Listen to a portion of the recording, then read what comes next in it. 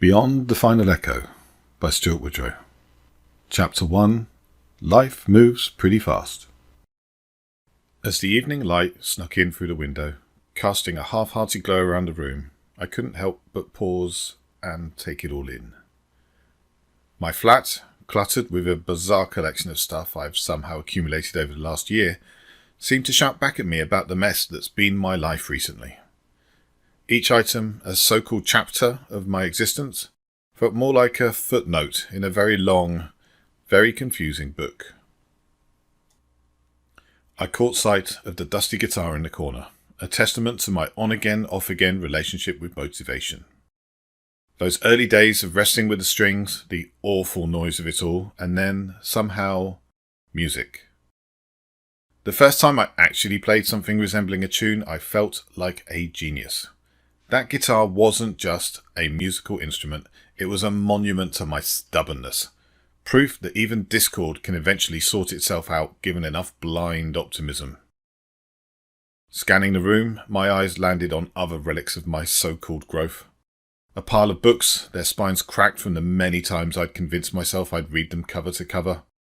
A half-finished painting, tribute to my fleeting attention span, and a colourful reminder of my artistic phase. Standing on this dodgy chair, lost in thought, I almost forgot about the precariousness of my current situation. Oh, a classic me move. Getting lost in nostalgia at the least appropriate moment. When the chair started its betrayal dance, wobbling like my commitment to learning the guitar, I couldn't help but think, typical. As I began my slow motion fall towards the ground, time decided to crawl, giving me plenty of moments to reflect on my life's choices.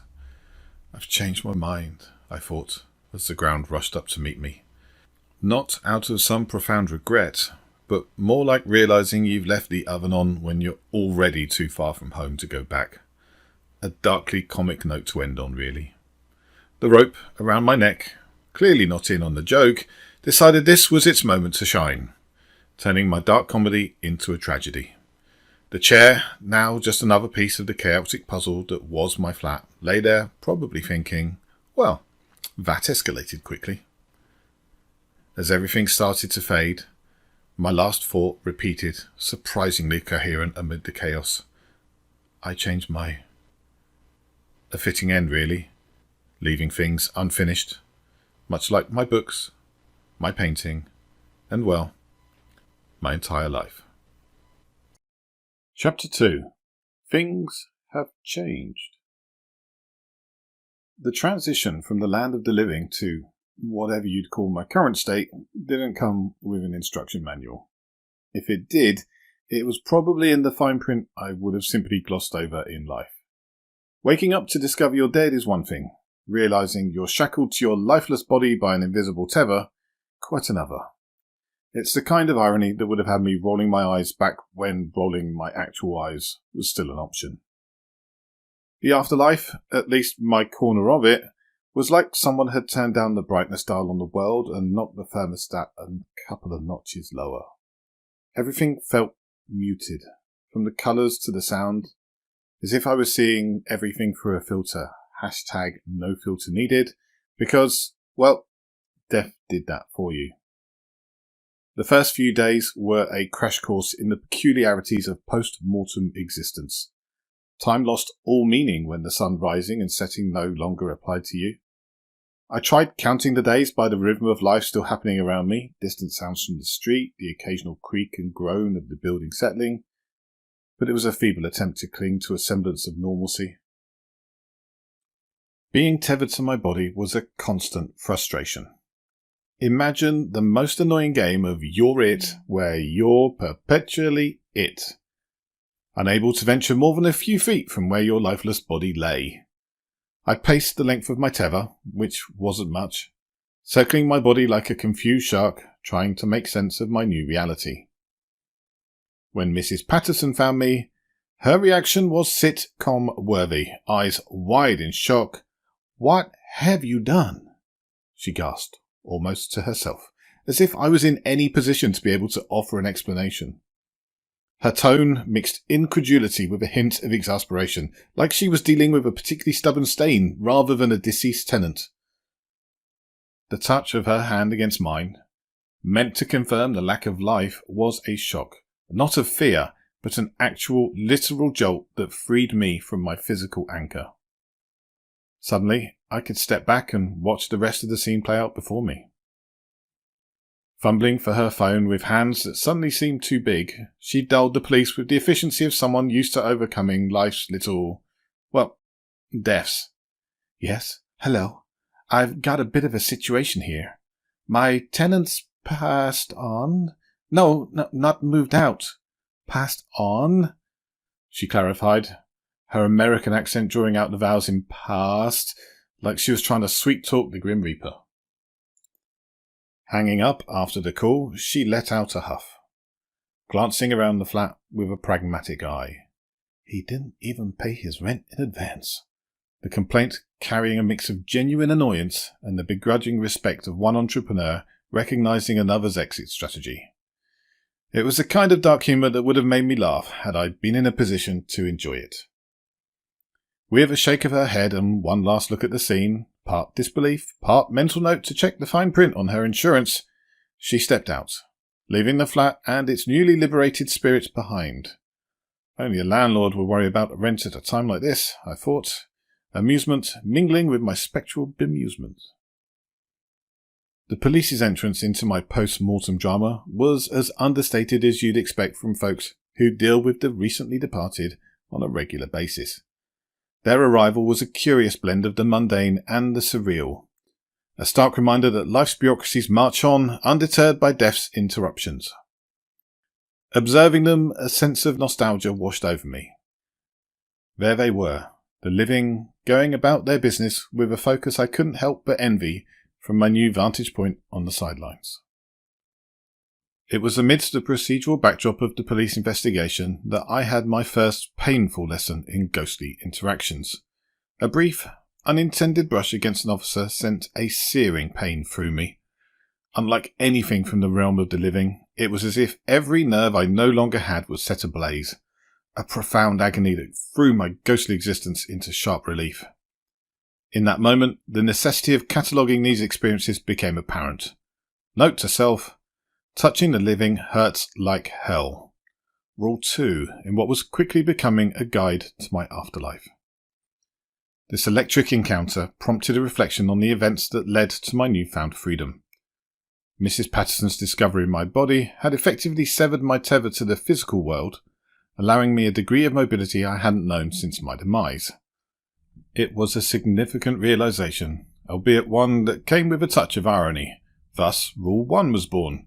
Being found frees you from your body. Together, these rules began to form the foundation of my ghostly existence. A set of guidelines that were as unexpected as they were essential for navigating whatever came next. Now, all alone and freshly liberated from the shackles of my mortal coil, I felt a surge of enthusiasm. Ghost lore was filled with tales of phantoms drifting through walls, a standard perk of the afterlife, or so I assumed. This is it, I thought. Time to embrace the full ghost experience. I eyed the wall with a mix of determination and excitement, fully expecting to glide through it with the ethereal grace of a seasoned spectre. Positioning myself at what I deemed a reasonable distance, I prepared for my first act of posthumous defiance against the physical world. Here goes nothing, I've muttered, taking a run-up that in hindsight was more fitting for a high school track event than a foray into the supernatural. With a confidence that was wholly unearned, I charged at the wall, ready to pass through to the other side and emerge as a fully fledged ghost. The result was less than spectacular. Instead of seamlessly merging with the wall, I collided with it in a comically inelegant manner. The solid barrier didn't give an inch, and I rebounded off it with all the grace of a rubber ball. The impact left me sprawled on the floor, nursing nothing but wounded pride, and a newfound respect for the physical laws that still governed me.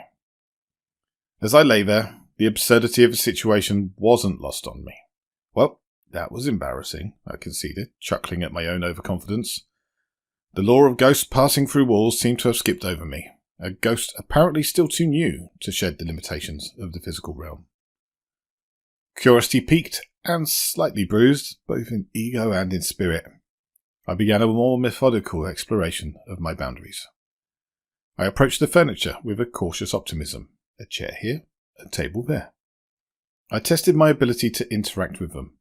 Each attempt to pass through them ended in a similar fashion to my wall debacle, though with less dramatics and more quiet acknowledgements of failure.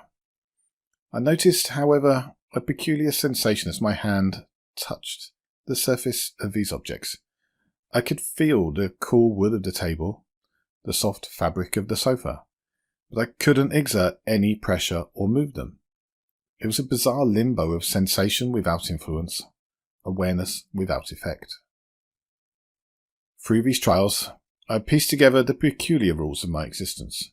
Solid objects were impassable and immutable, at least by me. The law of ghosts, it seems, exaggerated their capabilities, or perhaps I was just exceptionally bad at being dead. The series of experiments, while humbling, didn't dampen my spirits, pun intended. If anything, it injected a dose of reality into my spectral adventures. The afterlife, it appeared, was not without its limitations and learning curves. My first foray into the ghostly rite of passage had been a crash course in the literal sense, but it opened up a new avenue of exploration, grounded not in the fantastical, but in the comically tangible. With my initial overconfidence now replaced by a more grounded curiosity, I was ready to navigate the afterlife with a bit more caution and a lot more humour. The discovery that even in death I was subject to some version of physical laws was both a puzzle and a punchline. To truly discover the extent of my ghostly existence, I needed to venture beyond these walls, to see what the world held for someone in my situation. But first, I needed a way out, a means to bypass the door that had become as much a barrier to me as any wall. A smirk tugged at my ethereal form, a ghost of my humour flickering through.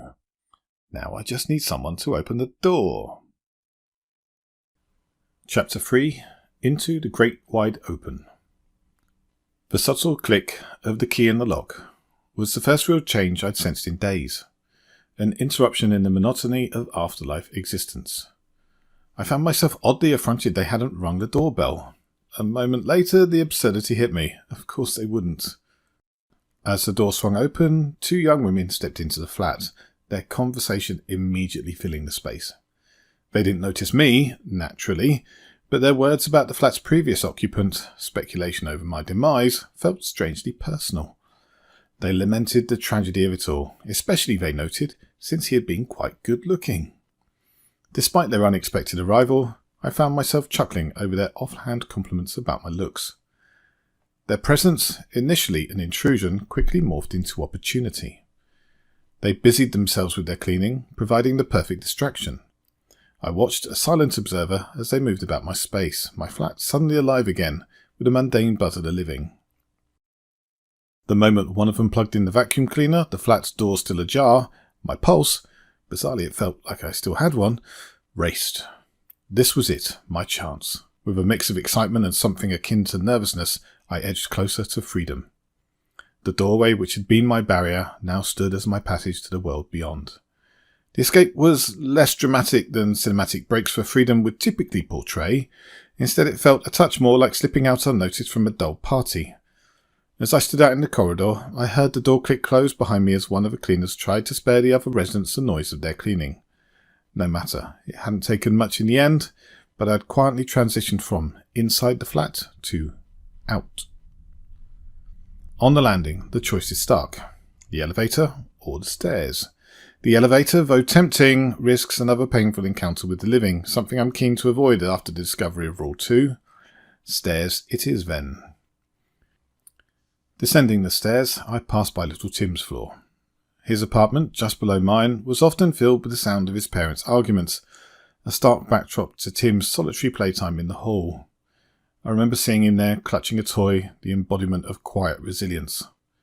Our few encounters were marked by his determined avoidance of eye contact, while I attempted a comforting smile, though I doubt it ever reached him. Descending further, I reached the third floor, the Millers' territory. Their door, often ajar, revealed an interior rich with family photos and brightly coloured walls. They were always ready for a chat, a pause in their day to engage with a passing neighbour. Reflecting on the countless times I hurried past, dismissing their attempts at conversation, a wave of melancholy hits me. Back then, human contact was what I often had craved, yet all too often I had brushed aside their simple, genuine offers. The second floor passed by quietly, its doors silent and somehow permanently uninhabited. Down towards the Singh family's apartment. The atmosphere shifted palpably. Here the air seemed alive, vibrant with the energy of a home that defied its physical constraints. Their apartment, a modest space by any measure, miraculously accommodated a bustling hive of activity. It was as if the very walls stretched to embrace the laughter, the ceaseless banter, and the rich tapestry of sense that signalled a life lived in close, joyful communion. The aroma of spices, a hallmark of their household, wafted through the corridor, mingling with sounds of affectionate disputes and the easy reconciliation that often followed. These were not just the smells and sounds of cooking, but of a shared experience that thrived on togetherness. Within that cramped space, every inch was imbued with stories, with the residue of shared meals and shared lives. As I passed by, the fleeting glimpses I caught through an occasionally opened door, or the snatches of conversation that escaped into the hallway, painted a vivid picture of familial warmth. It was a dynamic portrait of a family that, despite, or perhaps because of its size, found strength and joy in unity. This scene, observed in passing, left a lasting impression. Not merely for the sensory richness it offered, but for the unspoken invitation it extended to witness a kind of communal love that was both enviable and heartwarming. It was a poignant reminder of what it means to belong, to be part of something greater than oneself, observed from the quiet solitude of my spectral existence. Stationed at the building's front door, facing the inner security porch, I'm momentarily stumped. The exit strategy requires a finesse I've yet to master in this form. Pressing a button is out of the question. Time stretches as I wait, hoping for an unwitting saviour. The moment of potential escape comes and goes with the entrance of a tenant I've never met. The outer door opens, but my timing is off. The inner door remains a barrier, and I'm not keen on getting trapped in that transparent cage. It's a delicate dance of waiting for the perfect synchrony, exit and entrance in one fluid motion. Patience can, it seems, pay off. The cleaners, my unexpected allies from before, reappear, chatting away, their hands full, pushing open both doors in quick succession. It's now or never. As they pass through, focused on their departure, I seize the moment. In a moment that felt oddly like leaving a tip for a cleaning service I never ordered, I mentally send them my thanks. Their routine hustle had, quite by accident, released me out and onto the sidewalk. With a smirk for the irony of it all and a silent salute in their direction, I stepped out into the broader world that lay just beyond the lobby's glass doors. This could well be the start of a longer journey, but at least I'd finally made a start. Chapter 4. I see dead people. Stepping out into the bustle of Maverick Square feels surprisingly mundane, almost as if I'm embarking on a daily errand, only without the allure of caffeine to spur me on. The hands of my watch, stubbornly stuck at the moment of my departure from the living, states it's around 10 in the morning. Surprisingly, judging by the sun in the sky, it seems to have accidentally kept me approximately on time. Meandering through the square itself, I'm hit with a wave of gratitude for the dignity of being fully clothed at my time of passing. The intricacies of this spectral existence are yet to be fully unveiled, but navigating it in full attire seems like a solid plan. Even better to have shoes on my feet. Bathed in the blissful ignorance of the sun, how is it I can still relish the touch of sunlight in my current state? This question and unexpected pleasure temporarily stops me in my tracks. It's then, almost as if beckoned by a force as irresistible as last orders at my favourite bar, that a strong pull towards the west tugs at me. As I make my way to the East Boston Greenway, echoes of my former life casually greet me. There's the convenience store, my sanctuary from mundane shopping escapades so dull they could send a sleepless soul to slumber. Its consistency was a peculiar comfort, offering a side of existential quandary with my morning cereal. And then there's the pub I dared to frequent exactly twice. My first foray was a failed attempt to discover a haven where football wasn't called soccer. No such luck, but the effort was commendable. The second visit was marred by a date that nosedived so rapidly it made discussions about the offside rule seem appealing. Her enthusiasm for football was non-existent, and her tolerance for my presence even less so, leading to her swift and unceremonious exit before we could debate the virtues of a midfielder's passing skills versus their stamina. Departing Maverick Square, leaving its blend of old charm and new world conveniences in my wake, I navigate through East Boston with a peculiar kind of caution. It's a dance of dodging the living, executed with an almost slapstick precision. The East Boston Greenway offers a reprieve, its lush trail a vivid contrast to the concrete maze. This strip of tranquility, a verdant vein through the city's heart, guides me, an unnoticed wanderer, towards the water's edge, and in the direction of Faneuil Hall Marketplace. Once arrived, meandering through the marketplace feels akin to leafing through a vivid photo album of urban existence. Amid the daily bustle, a young vocalist captures the limelight, her performance a lively showcase of raw talent and fervour. The marketplace transforms into her arena, and she delivers her take on a modern hit, each note filling the atmosphere around her. Her vitality is contagious, her movements a choreography in sync with her melody, eliciting smiles and rhythmic foot taps from her audience. It's evident she's found her niche, with the pleasure of her craft radiating like beams of sunlight. As she hits the high point of her performance, the gathering around her, me included, erupts in applause. I find myself joining in, forgetting that my gestures of appreciation couldn't be heard. Observing her revel in the applause, the scene strikes a chord. Her act injects a burst of life into Boston's core, prompting me to ponder the myriad experiences I've overlooked while ensconced in the digital realm, either at work or home. Roaming Faneuil Hall Marketplace, something becomes very clear. I'm far from solitary in my spectral sauntering. It appears I'm a member of an unseen gathering, something I'm calling the Dearly Departed Club. This assembly is as eclectic as a subway car at peak hour. There's a trendsetter ghost exuding magazine cover glam, and then a character whose attire hollers Roaring Twenties Reveller.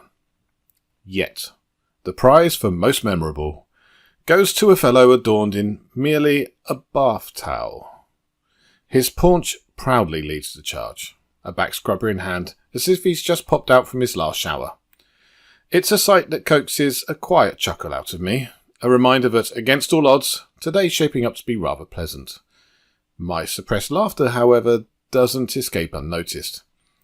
Towel Man catches the echo of my mirth, shoots me a withering look, and with a dramatic flourish, flips me off. Thankfully, his towel stays put, sparing us from a more embarrassing moment. Opting for prudence, I hasten my pace. Drifting through Boston's heart, I'm struck by the unfolding beauty of the city, a stark contrast to my erstwhile focused life.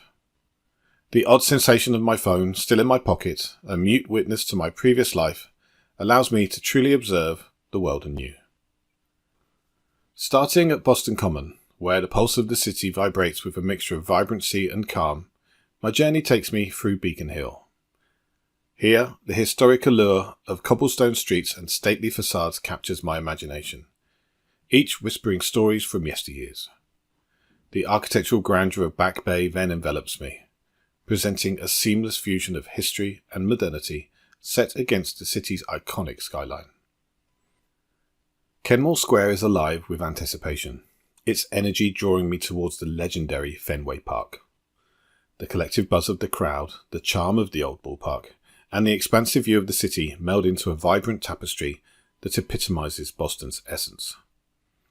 This voyage, liberated from the digital leash of a smartphone, unveils the city's true splendour.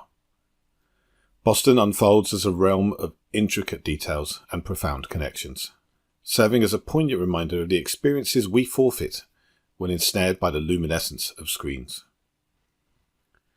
Upon reaching Fenway Park, its majesty strikes me, evoking the sensation of being a tourist who has stumbled upon a hidden gem rather than a landmark. Despite living in the city for a year, I never visited this iconic site, a fact I now attribute to the endless quest for the perfect slice of pizza, rather than lack of interest or time. Getting closer to the grand old ballpark, I realise I'm not alone in my admiration.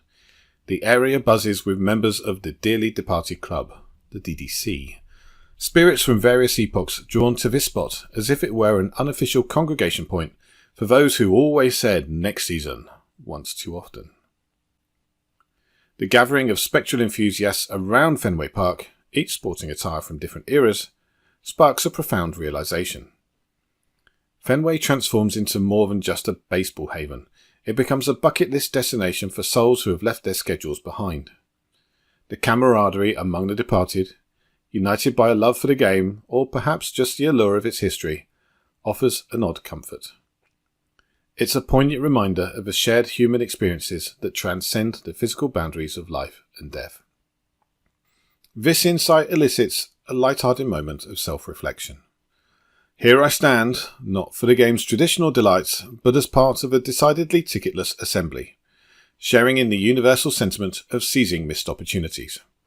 Fenway Park, with its historic charm, serves not just as a backdrop for America's pastime, but as a meeting ground for those of us who have postponed our visits once too often. As I leave the park and its spectral assembly behind, the thought of ghosts lining up for ethereal snacks brings a smile to my face. A whimsical end to a day of unexpected fellowship.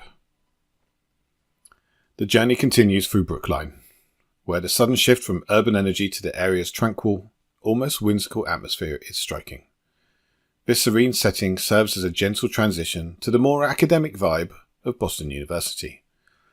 The campus is a hive of activity, with students caught in the perpetual dilemma between academic commitments and the lure of leisure, a vivid reminder of life's constant balancing act.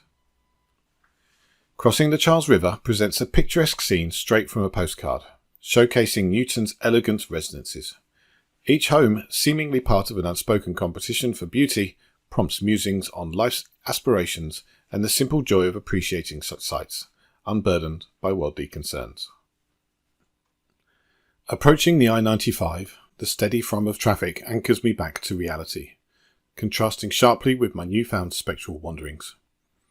This journey, marked by moments of introspection, humour, and the discovery of kindred spirits, underscores the vastness of experiences yet to explore, even in the afterlife. Chapter 5. Reality Bites.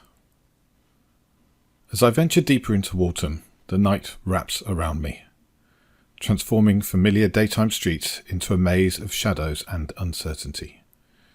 The contrast is striking. Where once there was clarity and routine, now ambiguity reigns, with the darkness morphing benign environments into scenes ripe for the imagination's darker tendencies. Streetlights, though intended as beacons of safety, instead cast an eerie glow, creating shadows that seem almost sentient in their movements. It's as if the very essence of the night has seeped into the cracks of the sidewalk, into the rustling of the leaves, giving life to the inanimate and form to the formless. The feeling of being watched grows, intensifying with each step. The rational part of me knows it's the trickery of light and shadow, the way a half-seen figure can morph into a lurking threat in the corner of one's vision. Yet, the primal part, the remnants of my human instincts, screams a warning. It's a reminder that fear, the most basic of emotions, doesn't dissipate with the cessation of a heartbeat. My pace quickens, the complete absence of noise unnerving me even further in these empty streets. The lack of sound of my own movement becomes a harbinger of panic, a crescendo building to an inevitable climax, and then something that isn't a shadow moves. Not merely a trick of the light this time, but a deliberate, menacing advance. The tension snaps. Fight or flight? The question is rhetorical. My body reacts before my mind can weigh the odds. I flee, darting down alleyways, my formless feet barely touching the ground. It's a surreal experience, this ghostly flight, propelled by a fear that should no longer have any hold on me. The pursuit is relentless. The shadows gaining ground, morphing from abstract threats into a palpable danger. It's a chase that defies the logic of my new existence, a stark reminder that, in the afterlife, old fears and reactions not only persist, but are magnified, stripped of the comforting logic of the living. This heightened tension, the fear of an unseen attacker, culminates in a moment of clarity amidst the panic. I am being hunted, not by the spectres of my imagination, but by something altogether more real within the spectral world. The realization is chilling, a cold rush that somehow feels more intense than any physical sensation remembered from life. My escape turns into a frantic dash through Waltham's maze of alleys, each turn a silent plea for safety. The chase feels surreal without the sound of footsteps or laboured breathing behind me, nothing but the quiet of the night and my own racing thoughts. Could this all be in my head? The absence of noise makes me doubt the reality of my pursuer, yet the fear gripping me is undeniable. A visceral response that seems out of place in my spectral existence. The deeper I go, the more shadows seem to come alive, stretching out like dark fingers trying to ensnare me. This is me panicking. It has to be me panicking. The once familiar streets now feel like a trap, designed to confuse and confine. It's a silent film where I'm both the star and the victim, running from an unseen foe that might just be a figment of my imagination. The rational part of me questions the logic of this chase. How can something I can't hear or see terrify me so? But logic has little sway over the primal fear that drives me forward, a reminder that some human instincts persist even after death. As I weave through the darkness, the line between reality and paranoia blurs. The city, once a familiar backdrop to my life, now feels like an alien landscape, a stage set for a nightmare from which I can't wake. I'm propelled not by courage but by outright fear and sheer instinct. The kind that tells you to run even when you're not sure what you're running from. The tension builds to a breaking point, a crescendo of silent screams and the ghost of a heartbeat pounding in my ears. It's a stark revelation that in death, as in life, fear knows no bounds. Thriving in the absence of light and sound, proving that even in the afterlife, the shadows of old fears can chase us, relentless and unyielding. Just when I've nearly convinced myself this nightmare is a figment of my overactive imagination and begin to slow my frantic pace, reality, or whatever twisted version of it I now inhabit, proves me disastrously wrong. Out of the suffocating darkness, I'm blindsided by an attack so sudden, so vicious, it shatters any illusion of safety. My assailant is a spirit, but nothing like the members of the DDC I'd encountered earlier. This one is a vision of horror. His face is a grotesque tapestry of tears and gashes, his body a distorted mockery of human form, as if he's been torn from the very fabric of a nightmare. The attack is merciless. I'm thrown to the ground with a force that belies our ethereal nature, the impact shocking in its intensity. The spirit's assault is relentless, a barrage of blows that rain down on me with a fury that leaves no room for doubt or denial. There's a wildness to his actions, a madness that seems to fuel his rage, and his wails pierce the night. Pinned and powerless, I endure the onslaught until, as abruptly as it began, it ceases. With a final bone-chilling scream that seems to echo across the spectral plane, my tormentor vanishes into the darkness from which he emerged. Lying there, battered and bruised in a way I wouldn't have thought possible in death, I'm introduced to a cruel new reality. Rule 3.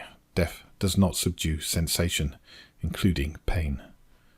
The agony I feel is a stark, brutal reminder that whatever existence I now lead is bound by rules far beyond my understanding. Rules that allow for suffering as keen and real as anything I knew in life.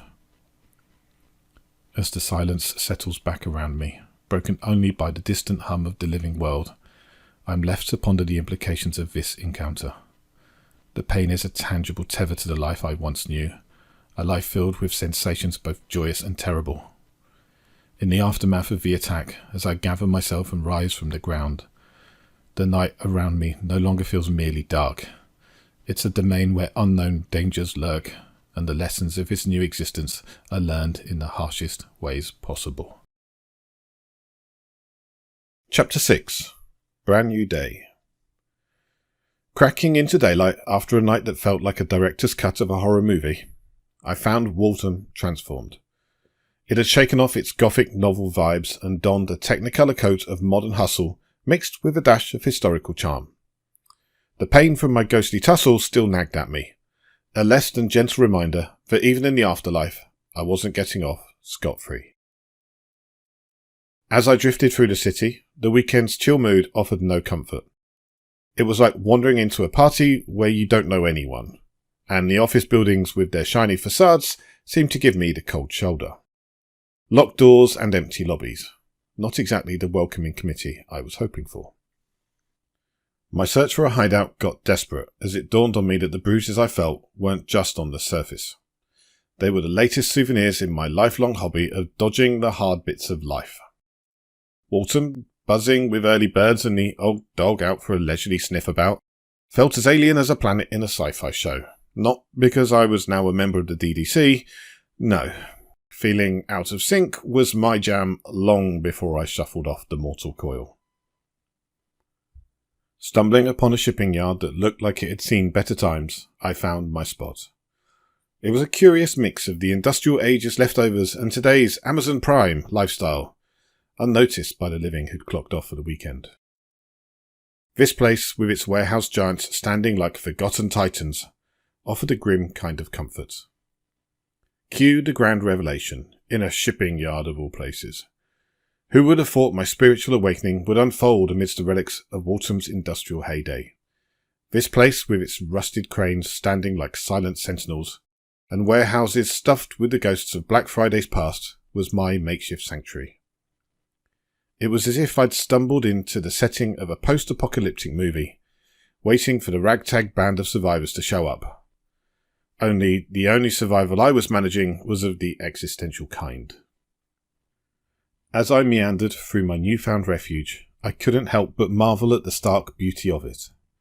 Nature, in its relentless tenacity, was staging a hostile takeover, with green shoots and wild flowers breaking through the concrete like tiny, defiant fists of life. It was Mother Nature's way of saying, "You can't keep a good weed down," and I felt a kinship with those persistent little buggers. This juxtaposition of urban decay and the unstoppable force of nature got me thinking. Here I was, a ghostly figure, wandering through a world that was moving on without me, yet I was part of a cycle much bigger than my own story.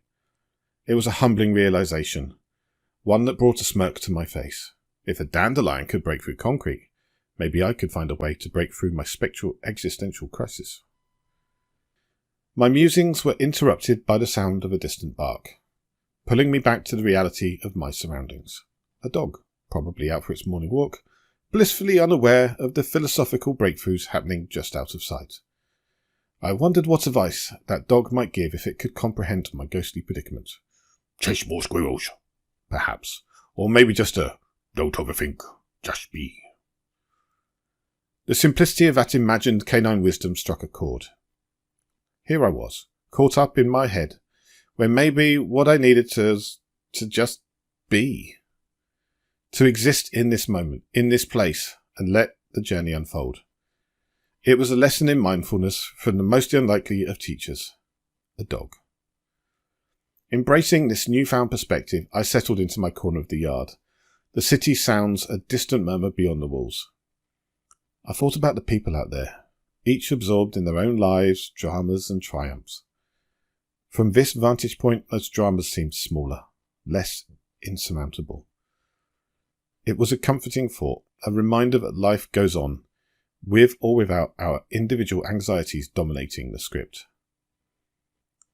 As the light began to fade, casting long shadows across the yard, I felt a sense of peace settle over me. It was the kind of peace that comes from accepting your place in the world, however uncertain or unconventional it may be. I was a ghost, sure, but I was also just another soul on a journey, looking for answers, for meaning, for a place to call my own. And maybe, just maybe, I'd found it here, among the ghosts of autumn's past and the persistent weeds of its present. In this quiet corner of the world, I'd found a moment of clarity, a slice of serenity in the midst of my tumultuous afterlife. It was a start, a place to build from as I navigated this new existence. So as I leaned back against the cool stone of the warehouse, I couldn't help but chuckle. Who knew that the path to enlightenment, or at least to a less angsty version of ghosthood, would be found in a shipping yard? Life, or the afterlife, sure had a knack for serving up surprises. But for now I was ready to face them, or at least to sidestep them with a bit more elegance than before.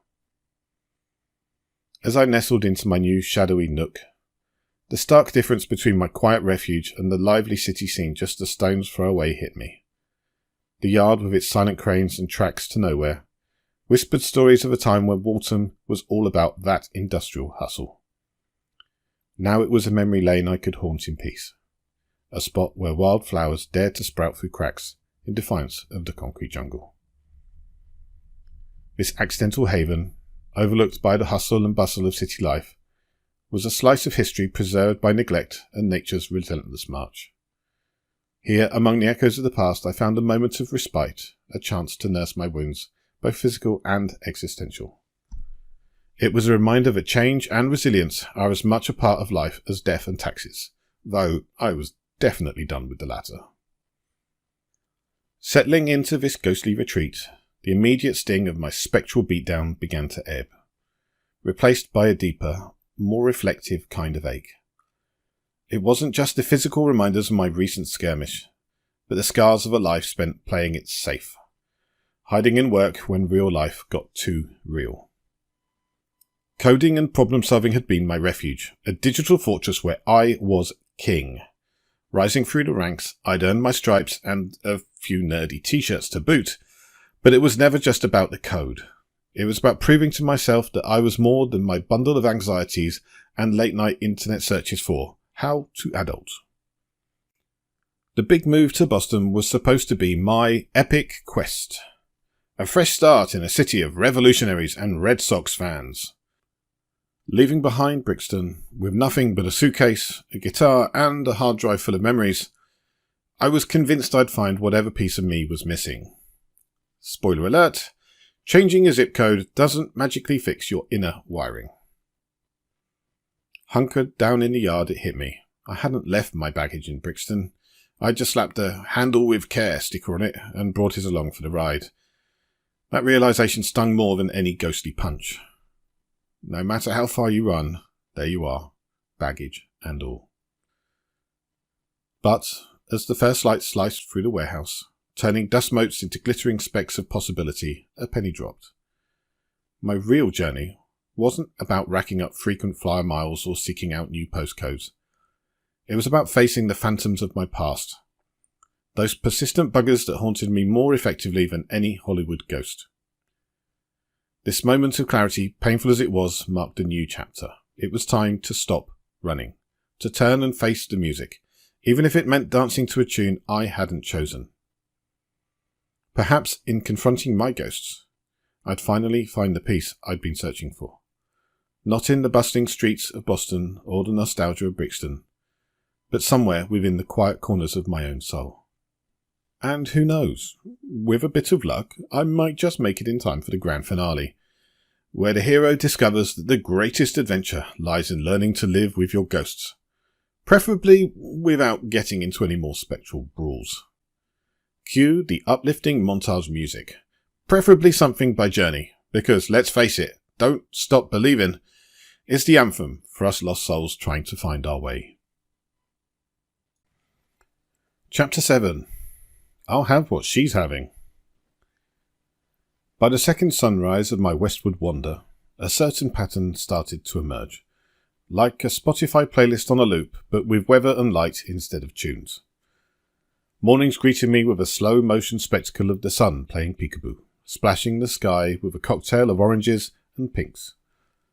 Surprisingly, I found myself soaking in the sunrise like a tourist, basking in its glow, a happy reminder that some things keep spinning regardless. As I walked on, the world threw a curveball my way. Picture this, a sudden shower catching me off guard and out in the open. But here's the twist. The rain didn't drench me, it did a weird number on me instead. A sensation akin to walking through a mist of frigid air, leaving me with a shiver that felt more gossip than goosebumps. It dawned on me that while I might have left my flesh and bone days behind, Mother Nature wasn't about to let me off the hook that easily.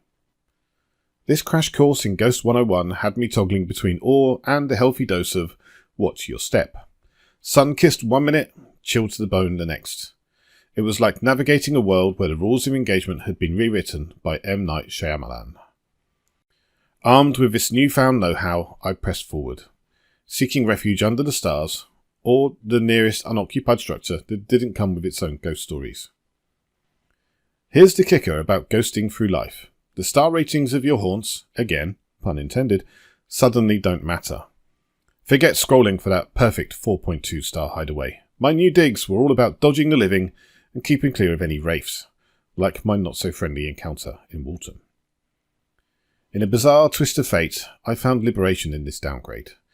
My nightly quest for a roof, or lack thereof, turned into something out of a sitcom. Miles away from my past life's obsession with TripAdvisor, I had to laugh. I was, someone who once booked a room without scouring the views, now perfectly content in a barn that offered nothing but a break from the eerie. It's odd the things you miss when you're on this side of things, like the thrill of a hotel find. Now the adrenaline rush came from a peaceful night, uninterrupted by unexpected wildlife or the whispering wind. This new chapter had me swapping out luxury for survival basics. Does this spot offer a good view of the heavens? Will this abandoned shack keep me hidden from curious eyes? These were my metrics for a night well spent. And though I traded in the comfort of the living for the unpredictability of the afterlife, there was a certain charm in it all. After all, who else can boast about spending a night under a canopy of stars, or being serenaded by the nocturnal symphony of the wild? As dusk rolled in on day 2, my cautious wanderings led me to an old, abandoned rest stop, a relic from a bygone era of road trips and leisurely pauses. This forgotten spot, with its air of neglect and a whisper of history, felt like a pause button on the fast-forward life of the modern age. There, an old diner stood like a beacon of times past, its door ajar, inviting me into a world paused at a happier note. Crossing the threshold, the place lit up like it had just swiped right on a dating app for buildings. This wasn't just a visual makeover, the place felt alive, buzzing with the warmth of coffee and the echo of laughter, as if it had bottled up its golden years and popped the cork just for me. I wondered, had this diner managed to snapshot its heyday, keeping the good times on loop? Inside, the diner was a time capsule. Shelves stocked with vintage eats and drinks, each a silent witness to the diner's role as a pit stop for souls on the road. The setup was so inviting, you'd half expect a waitress named Flo to come take your order. It was like stepping into a scene where the past refused to bow out, insisting instead on one last encore. The deeper I ventured, the more the air buzzed with conversation, a sound that should have been impossible, yet was as real as the diner's aromatic welcome. For a guy who used to dodge social situations like they were low-flying pigeons, the urge to bolt was overwhelming. But something had shifted in me since crossing over. The old me, the one who avoided eye contact and small talk, wasn't going to cut it anymore. Taking a metaphorical deep breath, because, let's face it, Oxygen and I had broken up, I steeled myself against the nerves and ventured towards the chatter.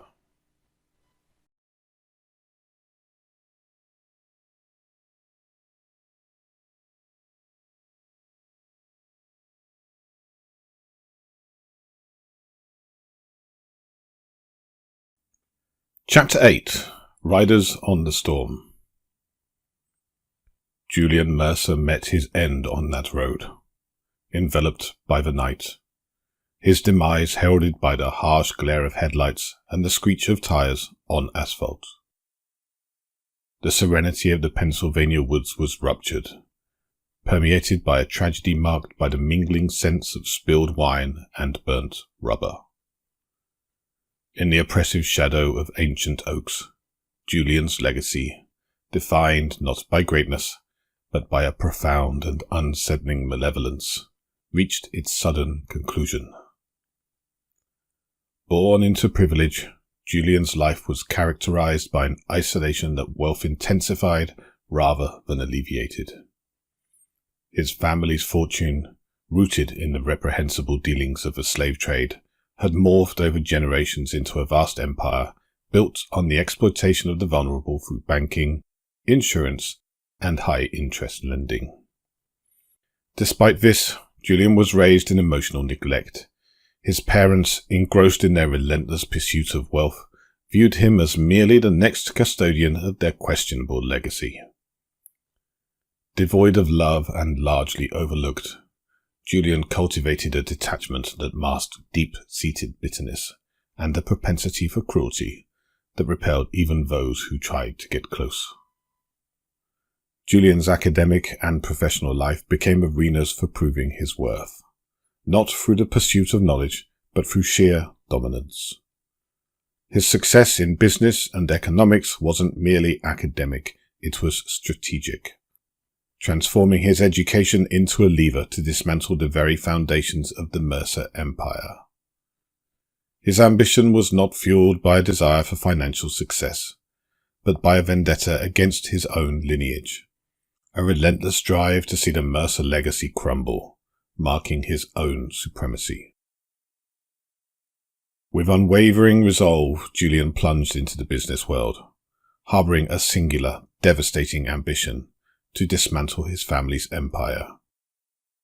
This vendetta, steeped in years of neglect, was driven by a need for recognition, a desire for his family to finally acknowledge his significance. Opting to infiltrate the ranks of his family's fiercest rivals, Julian committed what he deemed a necessary betrayal, aiming to erode the Mercer legacy from within. Julian's rise was swift, his path marked by a lethal blend of charm and strategy. Though initially lauded for his sharp business sense, his colleagues soon recognized the dangerous intensity behind his ambition. His disdain for his lineage was not just evident but intense, installing a mix of fear and fascination. Julian was relentless, every move calculated to undermine the Mercers from the shadows. Employing tactics that bordered on the nefarious, Julian orchestrated the downfall of the Mercer Empire with clinical precision. Through leaks, market manipulation, and fostering internal discord, he ensured his direct involvement remained ambiguous, his hands seemingly clean. When the Mercer Empire finally collapsed under the weight of scandal and mismanagement, Julian, in solitude, raised a glass of champagne, a bleak celebration of a victory that felt as empty as the void within him. In the afterlife, Julian Mercer discovered a realm where his manipulative and cruel tendencies thrived unchecked by mortal constraints. Here, in the liminal spaces between life and death, he found not redemption, but a deeper embrace of malevolence. Death had merely shifted the playing field for his insatiable desire to dominate. Pennsylvania's shadowed realm became his hunting ground, where he sought out souls freshly severed from life. His first conquest, Thomas Wilkes, a spirit bewildered by his sudden death, became the dark herald of Julian's power. Thomas, lost in the spectral echoes of his former life, was the ideal target for Julian's cruel intentions.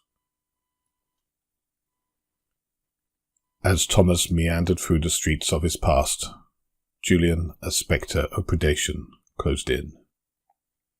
The ensuing assault was both sudden and vicious, with Julian emerging from the darkness to ensnare Thomas in a grip that belied his ethereal form. The attack transcended the physical. It was a psychological onslaught designed to break Thomas's spirit entirely.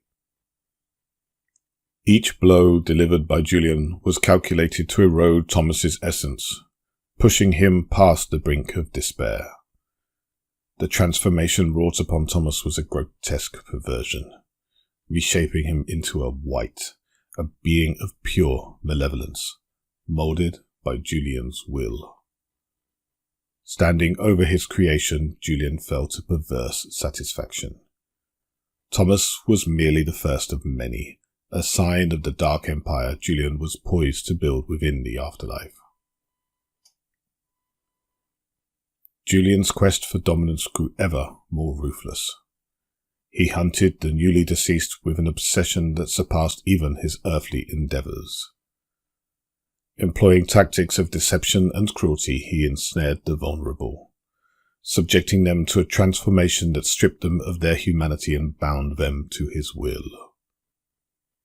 These wights, twisted echoes of their former selves, became Julian's legion, each a dark marker of his power.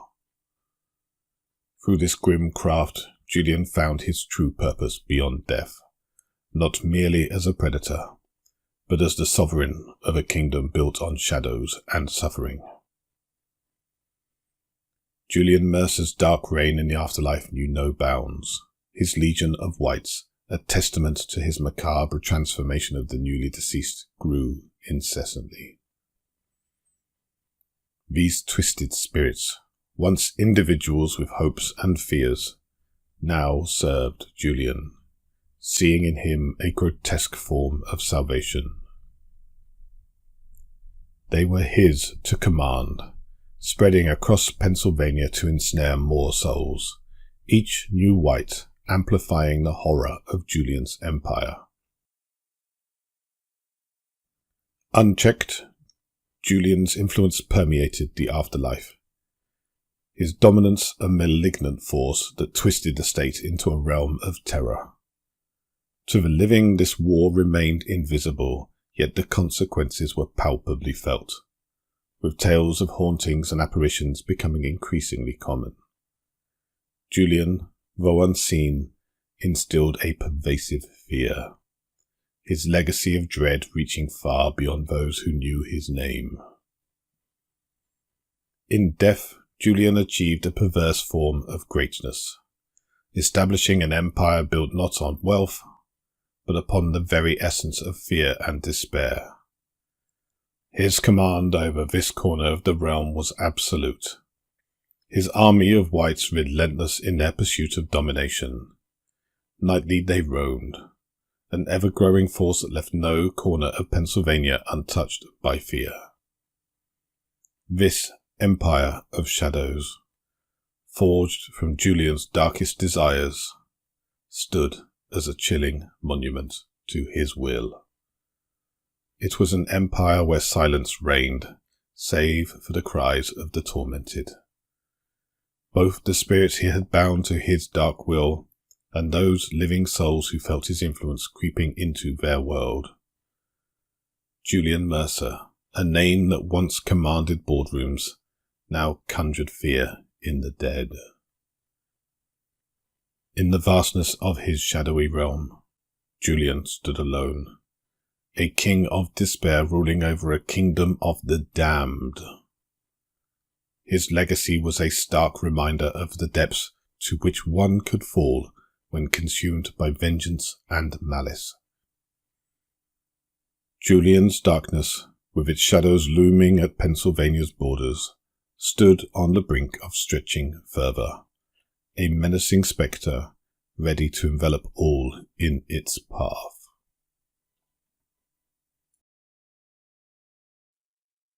Chapter 9.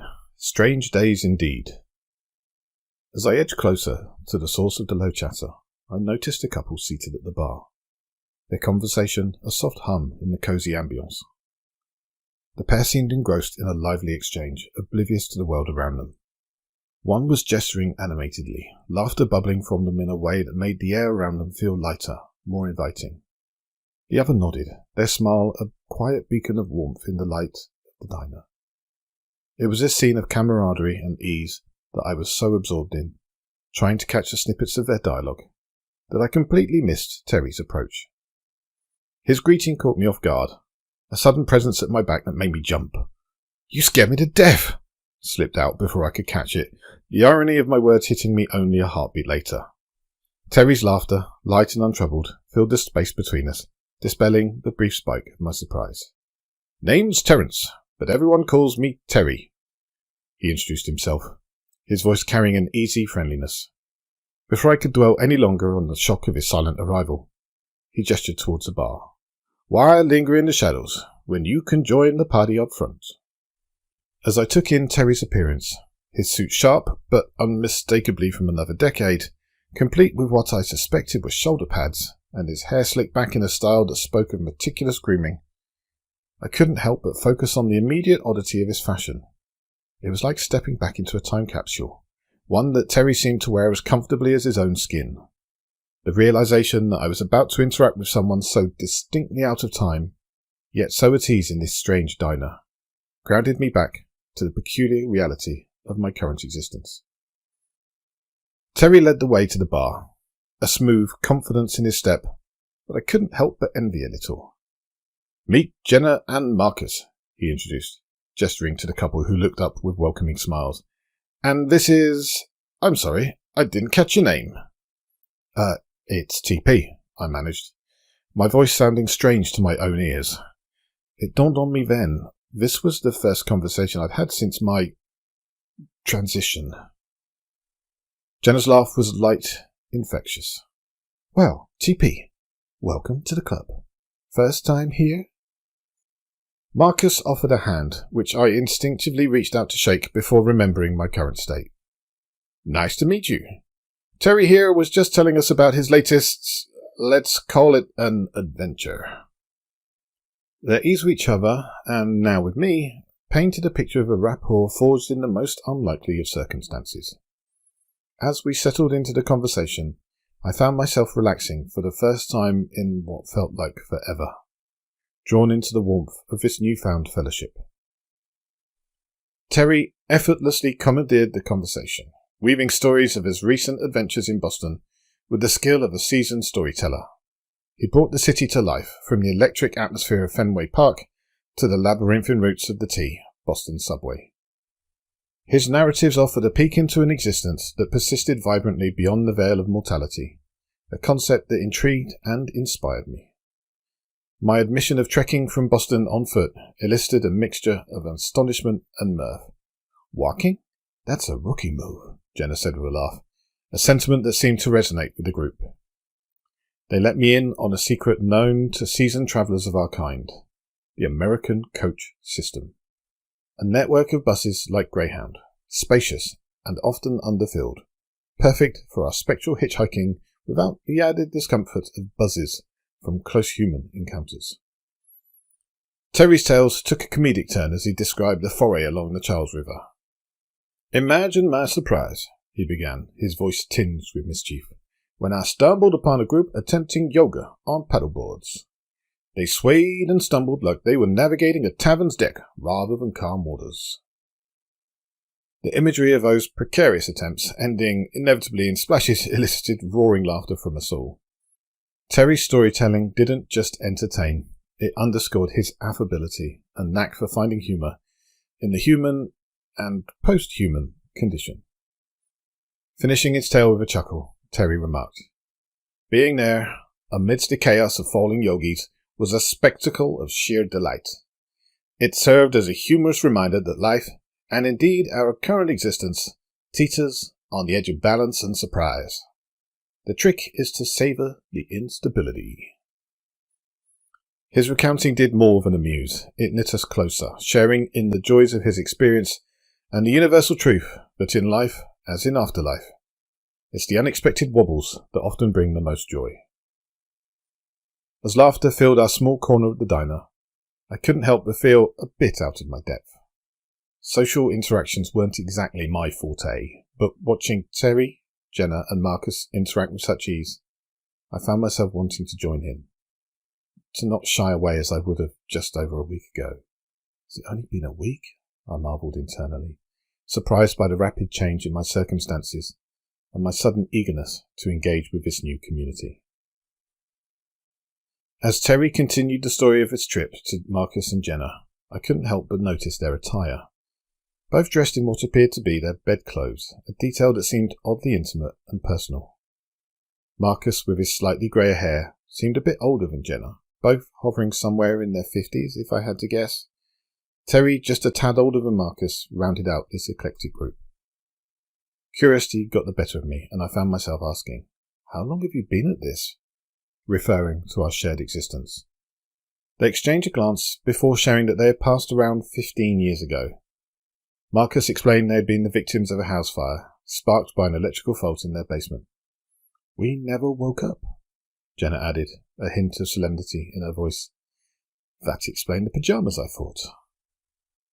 As Marcus mentioned the electrical fault, Jenna shot him a look that was playfully accusatory. He caught her gaze and defended himself with a, "What? I told you I'd get round to it."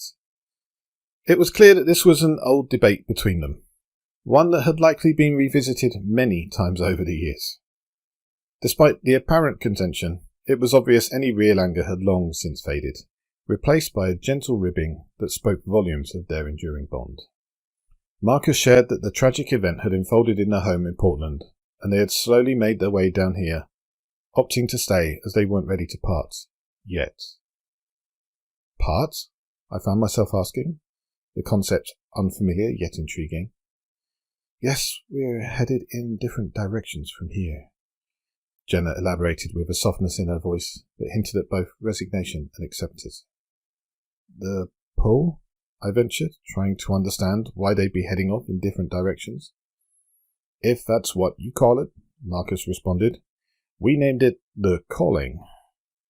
That's when Terry piped up, sprinkling his own brand of spice into the mix. I reckon it's akin to the nudge, he amused, the grin audible in his voice. It's all rather understated, like the cosmos giving you a gentle shove towards your next grand scene.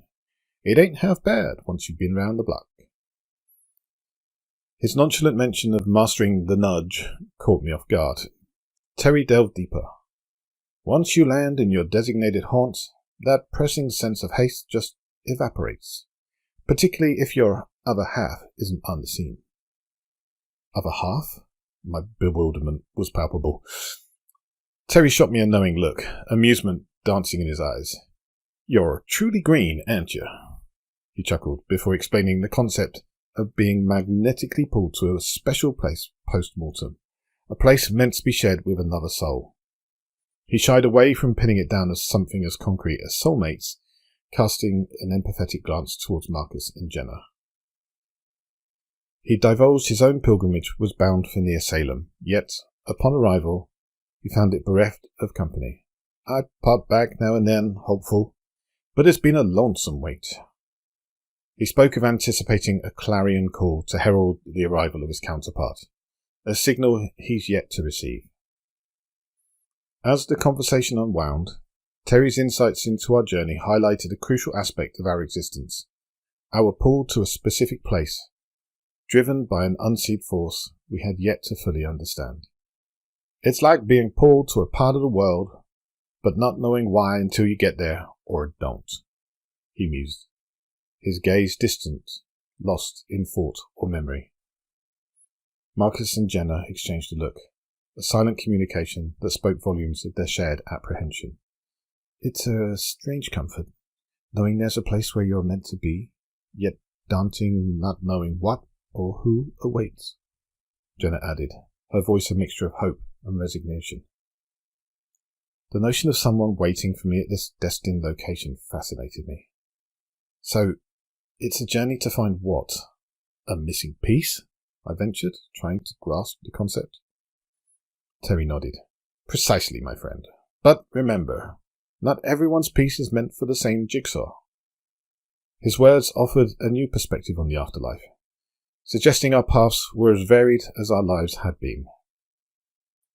The idea that Marcus and Jenna might be headed in different directions, despite their obvious bond, added a poignant layer to their story. But here, now, we're together, Marcus said firmly, squeezing Jenna's hand, a testament to their undiminished connection. You know, I reckon it's more about the ride than the arrival, Terry mused, his voice tinged with a reflective yet somehow cheery melancholy. I just didn't grab that in my hustle to get here. Caught up in the rat race without even knowing the cheese was back where I started. He let out a soft chuckle, shaking his head slightly as if to clear away the cobwebs of nostalgia. Thought I'd hit the ground running. I did. But turns out sprinting's no good if you're on the wrong track. It's the strolling, the looking around and taking it all in that counts. Who knew? When I inquired if everyone experienced this compelling pull, Terry offered some clarification. Almost everyone does. But it was Marcus who added a nuanced layer to our understanding. Not the misfits, apparently. As Marcus mentioned the misfits, a light bulb went off in my head. Could the violent encounter I had in Waltham have been one of those so-called misfits? I recounted the tale, their nods confirming my suspicion. Terry elaborated on the misfits as souls that had lost their way, driven to madness either being tethered too long to their physical remains or through the agony of too much pain after death. It was a sobering thought, one that painted the afterlife in shades far darker than I'd imagined. I'd been calling them wraiths, I explained. Jenna shared a haunting story of a companion they had travelled with. Caught in a crowd of the living, the pain overwhelming their spirit to a breaking point. They were never the same after that. Didn't stick around much longer, she said, a note of sadness threading through her words. All too, I found myself saying, recalling the painful lesson of my own about the dangers of touching the living.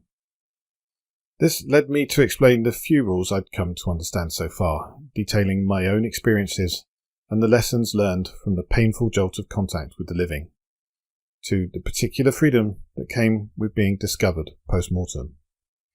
There's plenty more rules than that, Terry chimed in, his statement hinting at a complex tapestry of laws governing our existence in this realm, far beyond the few I had stumbled upon. Chapter 10. Comfortably Numb. Terry's departure into the night, under the pretext of savouring the evening, left a quiet hum in the diner that beckoned me to explore. With Marcus and Jenna's laughter a comforting backdrop, I wandered away from the warmth of their company towards the shelves that lined the diner's walls. The cans and jars sat there, an array of preserved history, and to my surprise, I found myself able to interact with them. Lifting a can, the weight in my hand felt unusually grounding, a sensation I realised I had missed. The futile attempt to open it, though, served as a humorous reminder of my current limitations. Probably for the best, I mused aloud. I doubt canned peaches age like wine. The newspapers and magazines offered a softer, more pliable interaction. Their pages turned under my fingers, a tactile connection to the past that felt almost luxurious. Amidst the array of periodicals, a copy of Popular Electronics from the 60s drew me in. Its pages a stark contrast to the sleek digital devices that defined my last years. Settling into a booth with the magazine, I was struck by the simplicity and ingenuity of the era it represented. To think, there was a time when a weekend project could revolutionise your living room, I chuckled, glancing at the fabric outline of my silent phone, now a relic in its own right, nothing more than a pocket weight.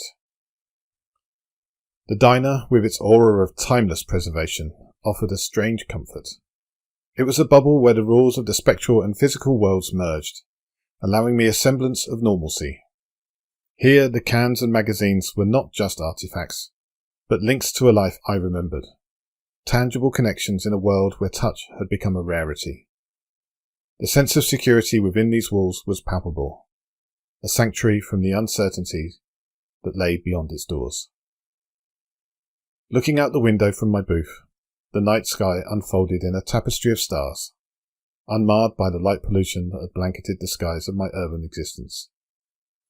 The constellations, so vivid and clear, seemed almost within reach, a reminder of the vast, unknowable universe that stretched out beyond my spectral journey.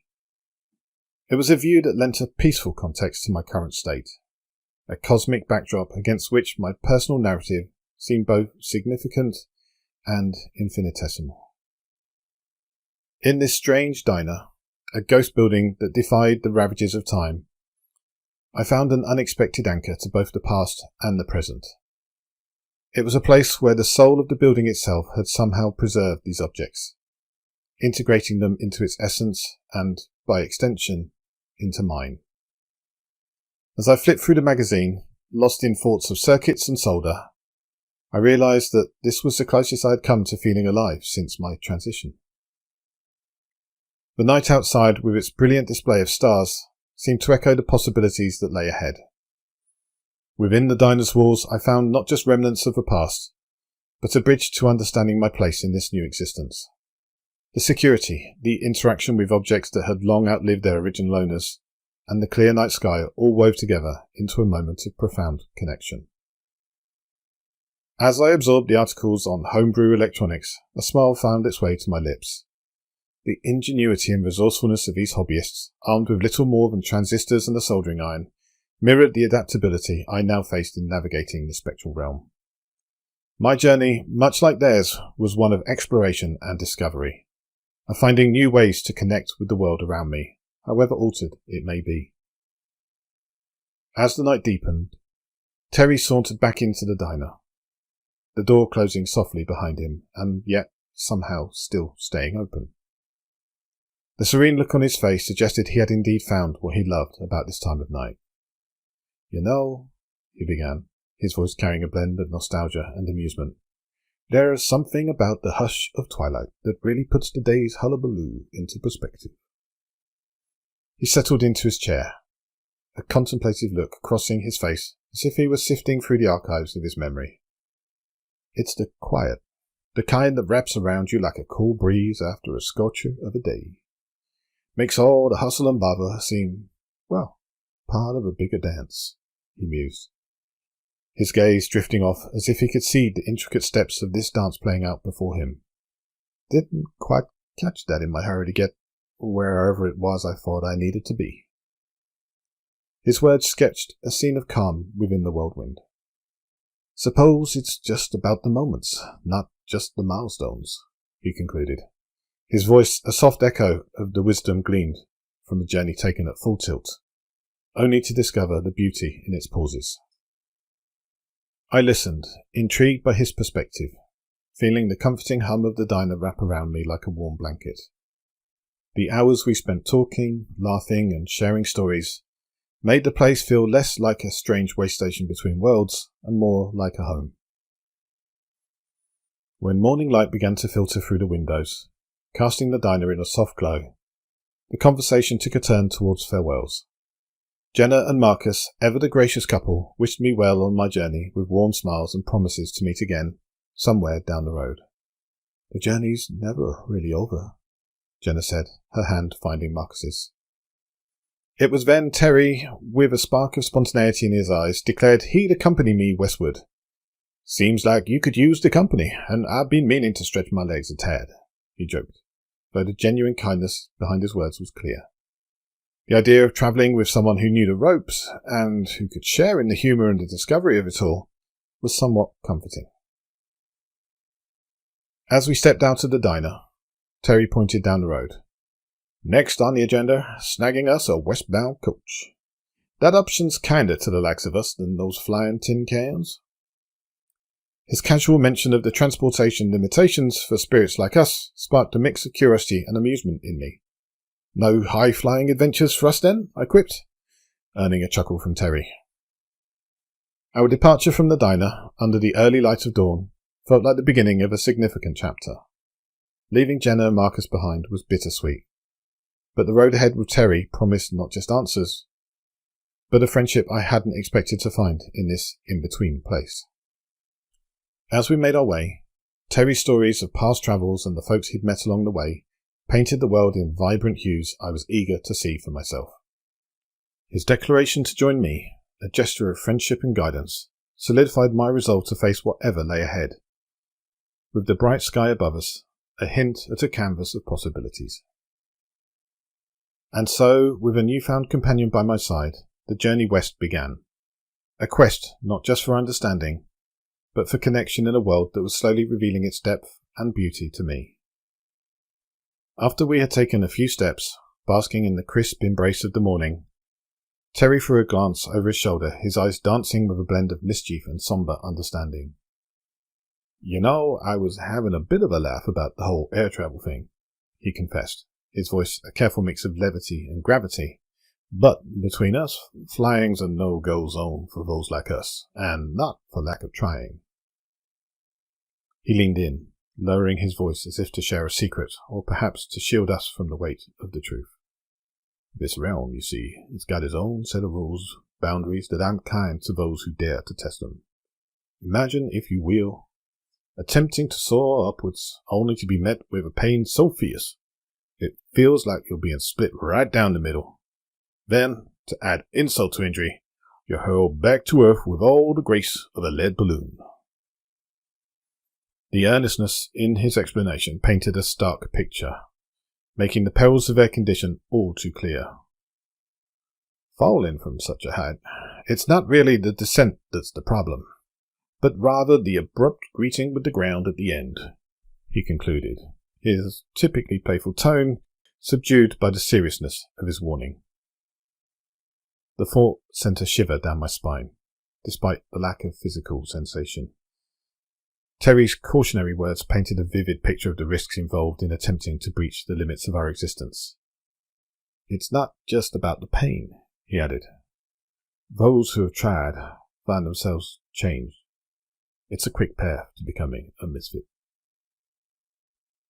I nodded, absorbing the gravity of his advice.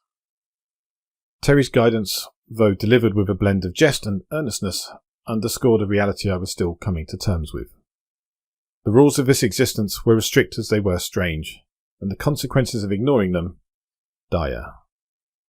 We'll stick to buses, my friend, Terry concluded with a smile, patting me on the back.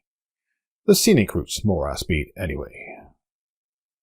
And with that he continued down the road, the dangers of flying relegated to a cautionary tale, as the world in front of us unfolded with endless possibilities.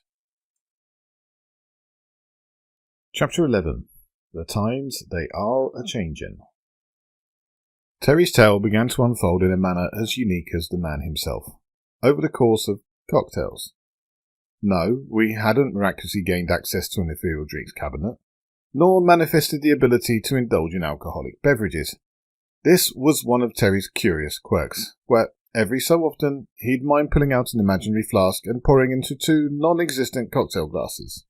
He'd insist we chink glasses in a toast and take regular sips throughout his storytelling. Honestly, the guy was going out of his way to accompany me on this journey. Who was I to quibble over a few eccentric habits that harm no one? If anything, it added a layer of charm to our otherworldly journey, making each shared drink a reminder of the unexpected friendships formed on the road less travelled. Terry had been born in Denver. Not the Denver I knew, with its tech startups and craft breweries, but a Denver holding on to the last whispers of the Wild West while awkwardly embracing the future. Imagine, Terry said, a place where you could run into a horse on the street and no one would bat an eye, unless it was wearing a hat. Born in the roaring 20s, Terry grew up in a city caught between eras. It was a childhood filled with the sort of adventures that nowadays would probably require a permit and a safety briefing. He described his younger self with a modesty that I suspect hid more mischief than he admitted. Let's just say I was familiar with every alleyway, shortcut, and backyard escape route in my neighborhood, he confessed, a grin breaking through his usually composed demeanor. His family was the sturdy, loving kind, the sort that sitcoms try to mimic but always fall short. His dad was a man of few words but profound wisdom, mostly imparted through meaningful looks and the occasional well-timed joke. His mum, on the other hand, was the heart and soul, her laughter filling their home and making even the hardest times seem light.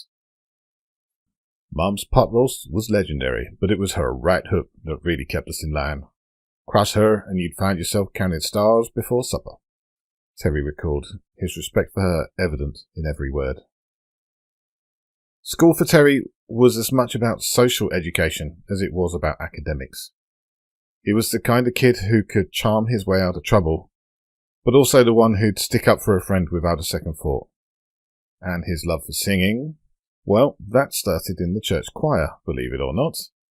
Turns out I had a knack for hitting the high notes, he said, much to Mr. Jenkins' despair, who had always prided the choir on its uniformity, not its range.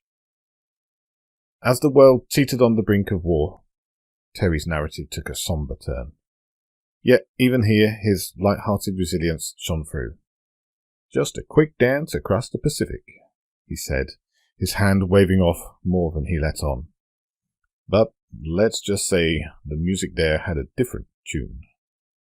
For Terry, it was a chapter closed, a part of his past that shaped him, but didn't define him. After his quick dance, Terry returned to a Denver that, while familiar, felt irrevocably changed. The city was swelling with young men just like him, each trying to find their footing in a world that had moved on without them. Jobs were scarce, and the competition was fierce, a reality that hit Terry harder than he'd anticipated. You'd think surviving a war would make finding a job back home a cinch, he mused, the corner of his mouth lifting in a little wry smile. Turns out, the real battle was just beginning. Terry's foray into the workforce was a series of misadventures and odd jobs that ranged from the mundane to the outright bizarre. It was during this tumultuous time that he stumbled into sales, almost by accident. From vacuum cleaners to the world in volumes, if it could be hawked, I was your man. Had a way of spinning yarns that even I started believing. It was on one of these sales calls that he met the woman who would change the trajectory of his life. Not through love, but through a shared amusement and a captivation that caught him entirely off guard. She was unlike anyone he'd met. Her sharp wit a match for his own, and her laughter a melody that seemed to fill the gaps he hadn't known were there. My pictures bounced right off her. In a twist of fate, she was the one closing the deal, convincing me a second outing was in the cards. Terry shared, his voice rich with fondness. Their relationship was a slow burn, built on a foundation of mutual respect and endless banter. She challenged him, pushed him to be better, and, in doing so, became an integral part of his life. Our connection wasn't something born out of a rush of feelings or what you'd call love at first sight, Terry clarified, his tone imbued with a mix of reverence and earnestness. It was a bond that transcended all that, something far more enduring. She became an indispensable part of my life, my closest ally, my confidant, and ultimately my partner in navigating the complexities of the world. He continued, Together, we faced life's challenges, each one strengthening the trust and respect we had for each other. It wasn't about filling a void or adhering to some societal script. It was about the profound connection we shared, the kind of thing that comes from truly understanding and valuing someone beyond mere labels and expectations. Together, they navigated the complexities of post-war life, their bond strengthening with each shared experience. Terry's career in sales began to take off, his natural charisma and newfound purpose propelling him forward. She was my lucky charm, he'd say, although it was clear that their relationship was built on far more than luck. As Terry wrapped up this chapter of his story, it was evident that this period of struggle and serendipity was a defining era in his life. It shaped him into the man he'd become, instilling in him values of perseverance, loyalty, and the importance of finding humour in the face of adversity. Life after the war wasn't easy, he concluded, but it brought me to where I needed to be. The tapestry of Terry's life grew richer as he navigated the demands of his burgeoning career, his growing family, and his passions. By day he was a dynamo in sales, his name becoming synonymous with success in Denver's competitive market. The real art of sales, Terry leaned in, his voice taking on a conspiratorial edge, isn't about peddling goods. It's about peering into the heart of those you're dealing with, understanding their desires and fears. He smiled, a gleam in his eye reflecting years of navigating the intricacies of human nature. It's about connecting, really connecting, on a level beyond the transaction. His ability to connect with his clients on a personal level not only skyrocketed his commissions, but also earned him a reputation as a salesman who could sell sand in the Sahara. Despite the financial rewards and the offers for advancement, Terry remained steadfast in his role. I loved my job, was earning good money, and wasn't going to knock that back to push paper around, he declared with a conviction that left no room for doubt. His decision to stay on the ground, closer to the action and the people, was a testament to his values and his love for the work itself. Outside of work, Terry's life was a whirlwind of activity and commitments. Evenings found him at the local bar with his buddies, sharing stories and laughter over beers. It was a ritual that grounded him, a reminder of the simple pleasures that life had to offer. Yet, it was his involvement in the church choir that brought a different kind of fulfillment. Singing was more than just a hobby. It was a release, a way to connect with something greater than himself.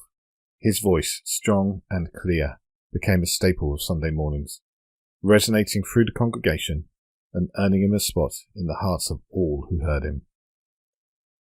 At home, Terry was a devoted husband and father, his life a delicate balancing act between his professional ambitions and his family responsibilities. The familial love and support of his wife and children were the cornerstones of his happiness, a foundation that allowed him to pursue his passions with the knowledge that he had their unwavering backing. Even with his successes and moments of joy, a sense of restlessness quietly persisted. It was in the quiet times, amid the busy flow of his life, that he felt a longing for something more, a different path he hadn't taken. This restlessness was a subtle backdrop to his otherwise happy life, suggesting there was more to him than met the eye. The final chapter of Terry's earthly story unfolded on an ordinary day that began like any other. There was no premonition, no sense of foreboding that this day would be his last. He arrived at work with the same enthusiasm he always had, ready to tackle the challenges and opportunities that lay ahead. The morning passed in a blur of meetings and phone calls, the rhythm of the sales floor, of familiar music to his ears. It was during a brief moment of respite, as he leaned back in his chair to enjoy a well-deserved cup of coffee, that fate intervened. A heart attack, sudden and unforgiving, claimed him before he could utter a word. His colleagues, shocked and scrambling to help, were powerless to alter the course of events. Among them was a friend who had approached Terry's desk, eager to share a joke he knew would have elicited one of Terry's booming laughs. Instead, he found himself a witness to a profound and irrevocable loss. With the crowd of friends and colleagues around him, Terry was barely tethered to his body for a moment before being released. Terry's passing was a quiet departure from a life lived with vibrancy and passion. There were no dramatic last words, no final gestures. Just the silent slipping away of a soul from the world it knew.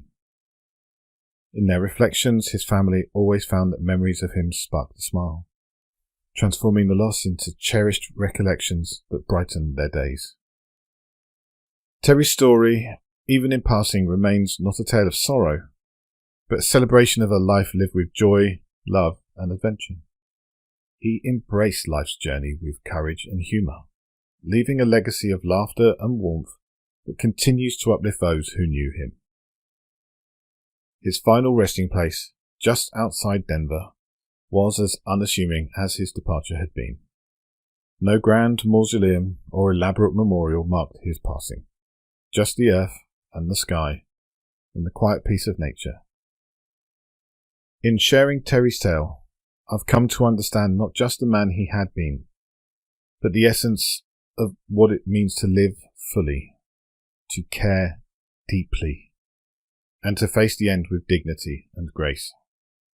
His journey, filled with laughter and love, the chase of dreams and the satisfaction of responsibilities fulfilled, serves as a bright reminder that our stories echo on, blending into the universe's vast tapestry, celebrating the vibrancy of a life joyfully lived.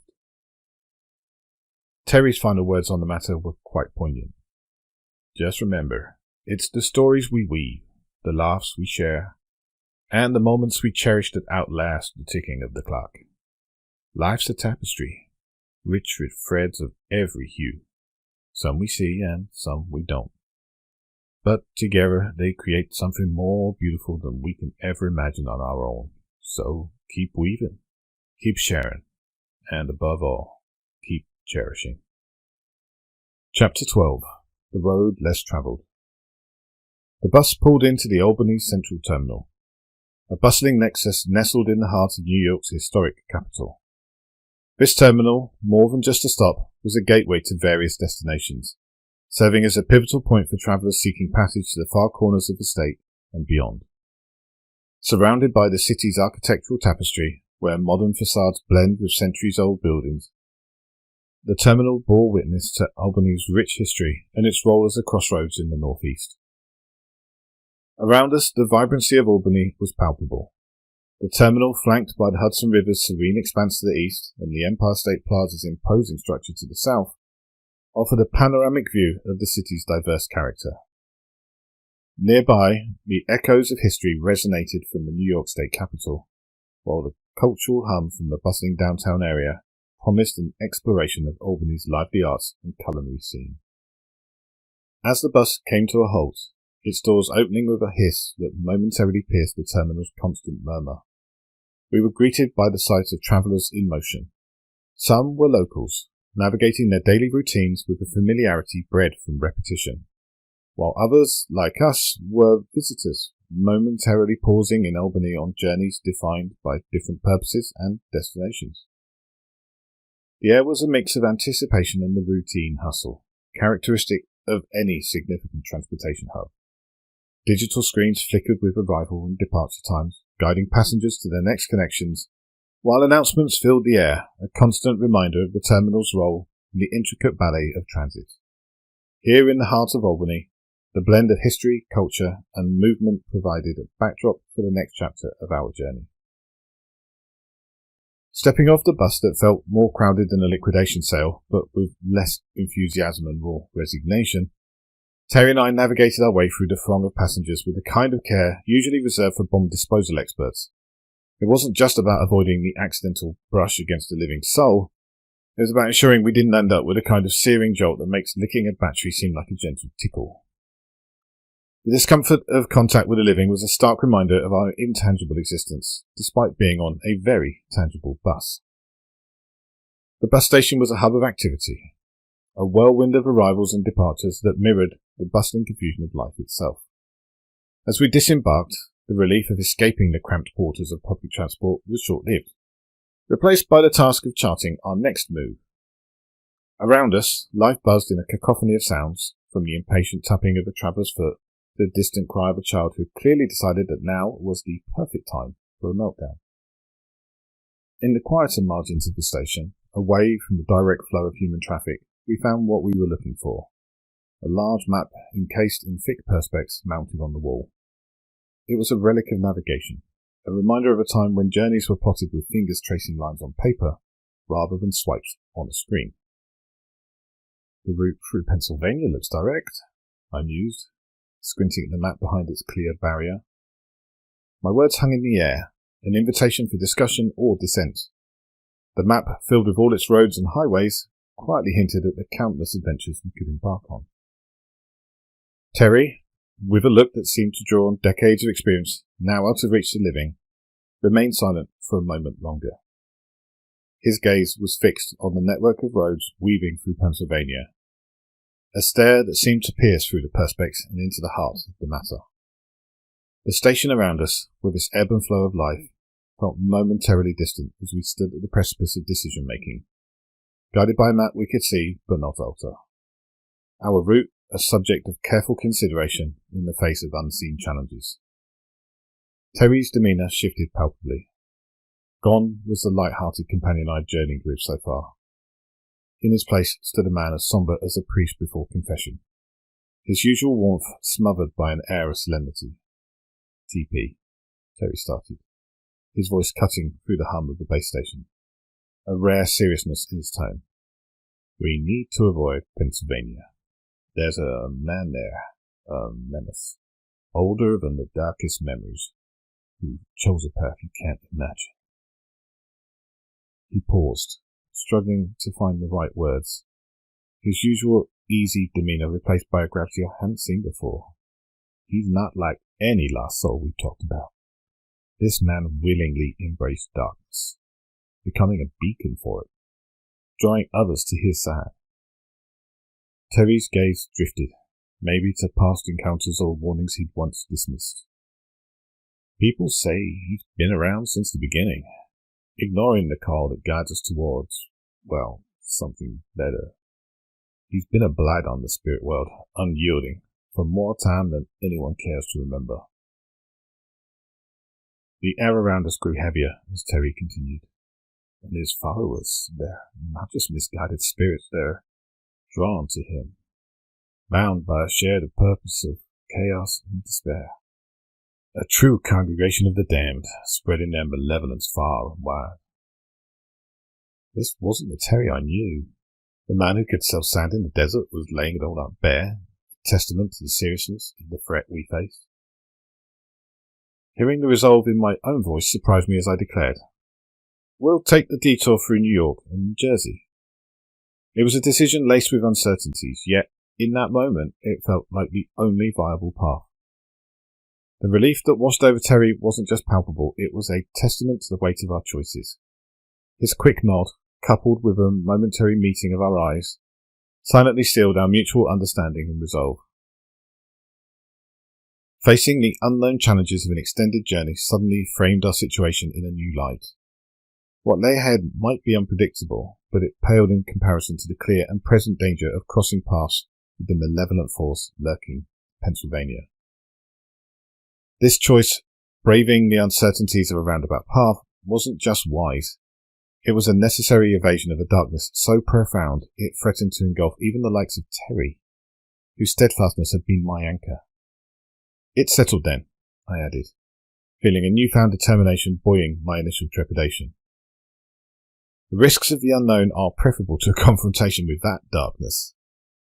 This wasn't just about avoiding a physical location, it was about choosing our battles, opting for a route that, while longer, kept us clear from the shadows that stretched far beyond Pennsylvania's borders. "Then it's settled. New York and New Jersey, here we come," he declared, the light of adventure sparkling in his eyes. "I've got a place in mind that's just begging for a visit from a couple of intrepid souls like us." His voice carrying a mix of relief and anticipation. Our journey was far from over, but in choosing this path, we welcomed the unpredictable nature of the afterlife with cautious optimism, taking steps into the unknown together. Chapter 13. Electric Avenue. As the bus hummed along, leaving the Albany Central Terminal behind, Terry and I found ourselves in a half-empty coach bound for New York. The spaciousness was a welcome change from the cramped conditions we'd grown accustomed to, allowing us to relax without the constant vigilance required to avoid contact with the living. The soft murmur of conversations and the rumble of the road beneath us provided a backdrop to our own quiet companionship. We settled into our seats, the fabric worn but comfortable, each lost in thought as the landscape began to shift outside the windows. I gazed out, watching the scenery change from urban sprawl to the more serene views of the countryside, feeling a mix of relief and anticipation. This bus ride, a brief interlude on our journey, offered a moment of reflection, a pause in the relentless push forward. Terry, ever observant, seemed to sense my introspective mood. He leaned back, his gaze fixed on some distant point beyond the glass, a silent acknowledgement of the road we had chosen. Our decision to take this detour, to embark on a route filled with unknowns, hung between us, unspoken, but there. The bus, with its half-hearted air conditioning and the occasional squeak of seats, became a transient sanctuary. Here, in this moving vessel, the complexities of our spectral existence were momentarily set aside. We were just two travellers, bound by circumstance and choice, navigating the uncertainties of an afterlife neither of us had anticipated. As Albany faded into the distance, the bus continued its steady progress toward New York. The journey ahead promised challenges and revelations, but, for now, Terry and I embraced the quiet camaraderie of the road, the shared experience of moving through a world that was no longer ours, but still held moments of beauty and connection. The bus's gentle hum and the landscapes blurring past our windows offered a brief escape from the complexities of our journey. Terry broke the silence, his curiosity about my past pulling me back from the window's view. "So, TP, Brixton was your stomping ground, eh? What's the word from those streets? Paint me a picture." His tone, usually ripe with humour or insight, now carried a genuine interest in my former life. I adjusted in my seat, facing him. Brixton, a name that encapsulated so much of my youth, suddenly felt like a distant melody. Brixton was lively, to say the least, I started, a smirk playing on my lips as scenes from my past flickered through my mind.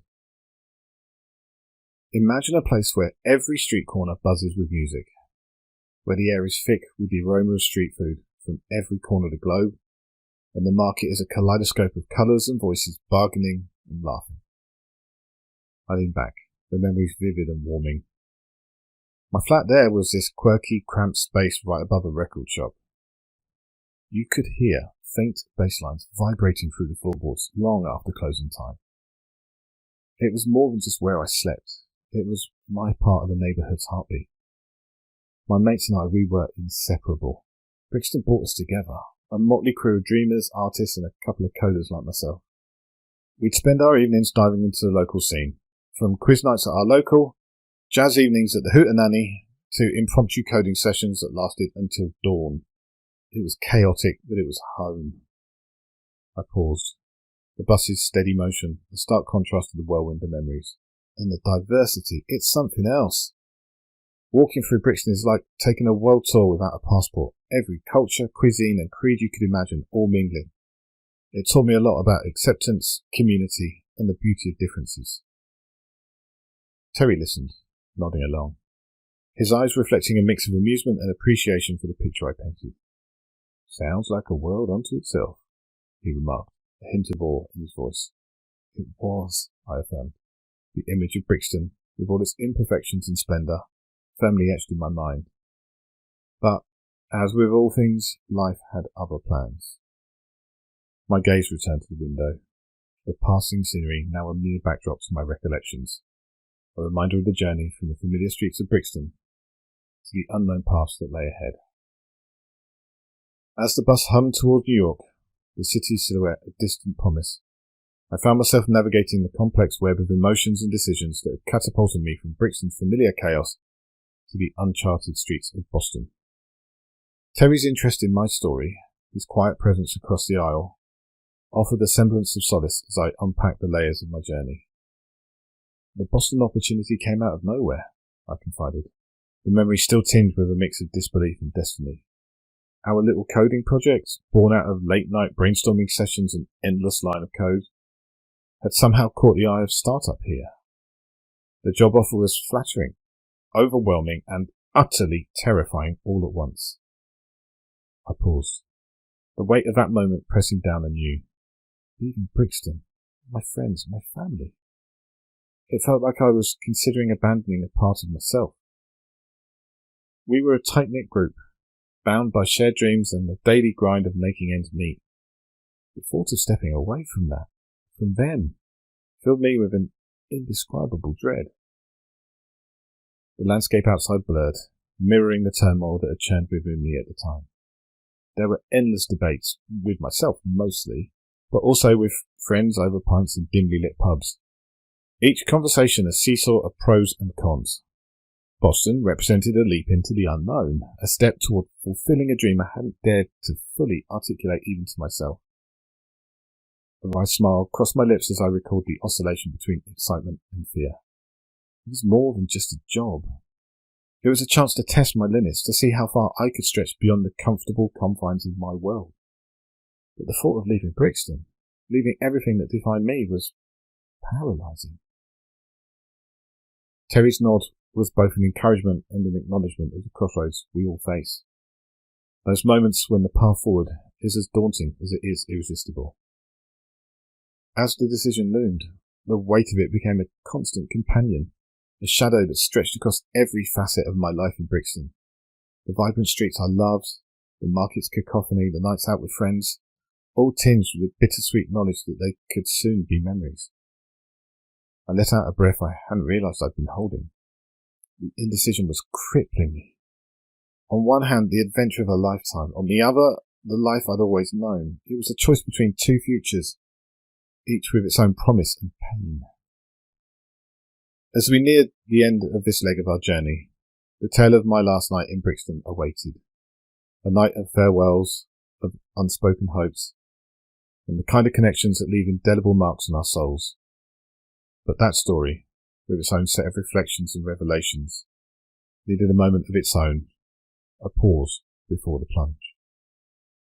My friends, they knew better than to let me slip away quietly, I began, a smile creeping in as the scenes played out in my mind's eye. They orchestrated a farewell tour of Brixton that was more a tribute to our shared history than a simple goodbye. It was as if we were paying homage to every corner that had witnessed our trials and triumphs. We started at the market, the heart of Brixton, where the air vibrated with energy and music and the sizzle of street food. Walking through those stalls, I was struck by how much of my life was intertwined with these alleys. Each vendor's shout, each burst of laughter from the crowds, felt like it was echoing a piece of my story back to me. From there, the night spiraled into a blur of familiar places, each stop laden with memories and alcohol. We hit every old haunt, from the pubs where we debated politics and philosophy over pints, to the clubs where the music had fueled our youthful invincibility. At each place, my friends would raise a glass, offering toasts that were equal parts roasting and reverence. The intensity of the evening was overwhelming, a rollercoaster of emotions as each venue brought its own flood of memories. There was laughter, so much laughter, tinged with the melancholy of knowing these were moments we were leaving behind. But there was also this profound sense of gratitude for the place, for the people who had shaped me. As the night wore on, the reality of my departure began to settle like a fog, thick and inescapable. We ended up at our favourite little spot, a dive bar that had seen more of our confessions and conspiracies than any other. It was there, amidst the noise and the neon, that the finality of it all hit me. Saying goodbye to Brixton wasn't just about leaving a place, it was about leaving a part of myself behind. The farewell tour was more than a sequence of goodbyes. It was a ritual, a way to encapsulate years of friendship and belonging to a single, unforgettable night. Each goodbye felt like I was leaving breadcrumbs, you know? Pieces of my heart scattered across the streets of Brixton, anchoring me to a life I was about to leave behind. As the bus drew closer to our destination, the recollection of that last night in Brixton lingered, a poignant reminder of the complexities of human connections and the bittersweet nature of change. That night was epic, not just for the places we visited, but for the realization that no matter where life took me, Brixton and the people who made it home would always be a part of me. The evening had begun to draw its curtains when my mates, ever so aware of the dwindling sands of my Brixton hourglass, steered us into the warm embrace of a dimly lit pub. This wasn't just any pub. It was a cornerstone of countless memories, its every nook filled with echoes of laughter and nights best left unspoken. Amidst this familiar cacophony, she emerged, as if conjured by the very essence of the night. My usual companion, Courage, was notably absent, only to be temporarily found at the bottom of a pint glass. Yet, when she approached with a smile that seemed to clear the fog of my looming departure, it was liquid bravery that spurred me into conversation. Her aura was magnetic, a beacon in the pub's subdued glow, and suddenly we were conversing with the ease of old friends reunited. Our shared laughter formed a bridge, connecting us in a way that was both engaging and warm. Each joke I hesitantly delivered, admittedly more miss than hit, was met with a warmth in her eyes, a laughter that seemed to envelop me, softening the edges of my apprehension about the journey ahead.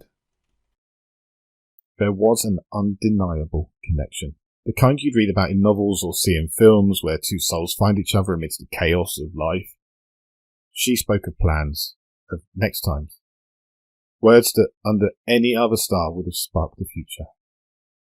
But there in the shadow of my impending departure, they hung heavy between us, a future paused at the precipice of realization.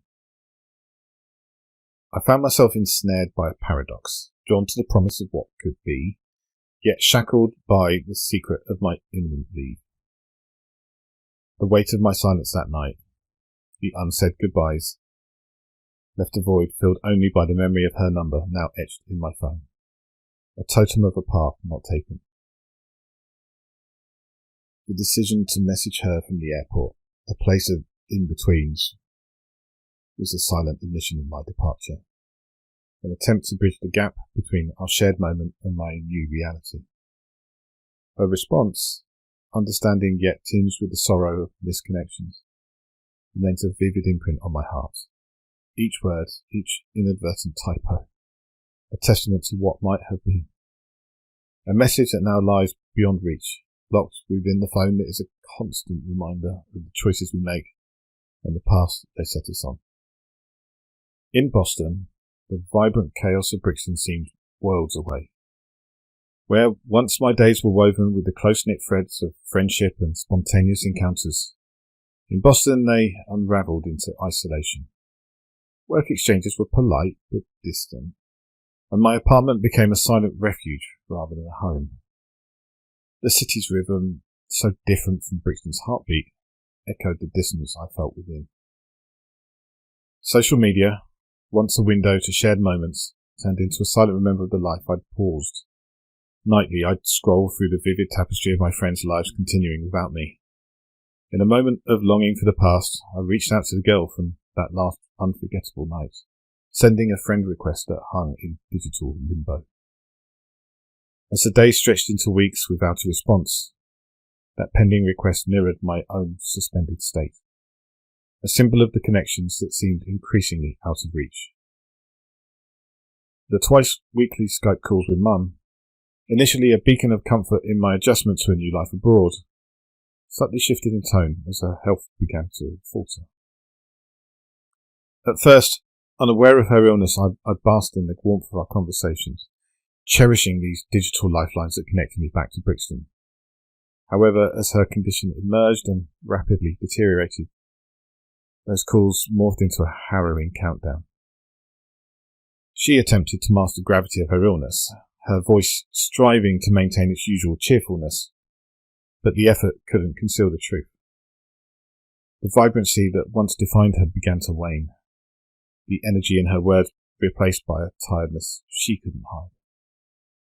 Each conversation, once a source of solace, became a stark reminder of the distance between us and the silent, swift progression of her unseen battle.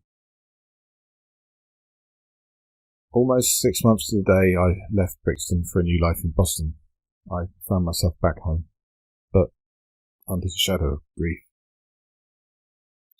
Standing before family and friends at my mother's funeral, I grappled with the task of condensing a lifetime of love and laughter into a short few minutes. As I spoke, the words seemed to echo in the hollow space left by her absence, a pale imitation of the vibrant life she led. I finished the eulogy with a heavy heart, silently hoping she hadn't been listening, dreading that my words hadn't done her justice. During the visit, the thought of reaching out to the girl from my last night in Brixton crossed my mind, but it was quickly drowned out by the weight of my grief. I rationalised that she had likely moved on, or found someone better, someone not caught in the limbo of unresolved grief and displacement. Returning to Boston left me feeling more adrift than ever. The physical distance from Brixton was mirrored by my emotional distance that I felt from my past life. The vibrant streets of my youth, once a stage for endless possibilities, now seemed like just a backdrop to a life I could no longer claim as my own. As the days turned into months, my life in Boston became a monotonous cycle of work, sleep, and the occasional half-hearted attempt to explore a city that felt increasingly alien. The vibrant community of Brixton, with its constant buzz of life and connection, seemed like a distant dream, replaced by the sterile isolation of my apartment and the endless hours spent in front of the computer screen. The job that had once promised so much adventure and opportunity had devolved into a relentless grind. Coding for a project that seemed to stretch on indefinitely. The office, once a beacon of innovation and camaraderie, now felt more like a prison, trapping me in a life that was becoming unrecognisable. I watched as my social life dwindled to nothing, a stark contrast to the rich tapestry of relationships and experiences that had defined my existence in Brixton.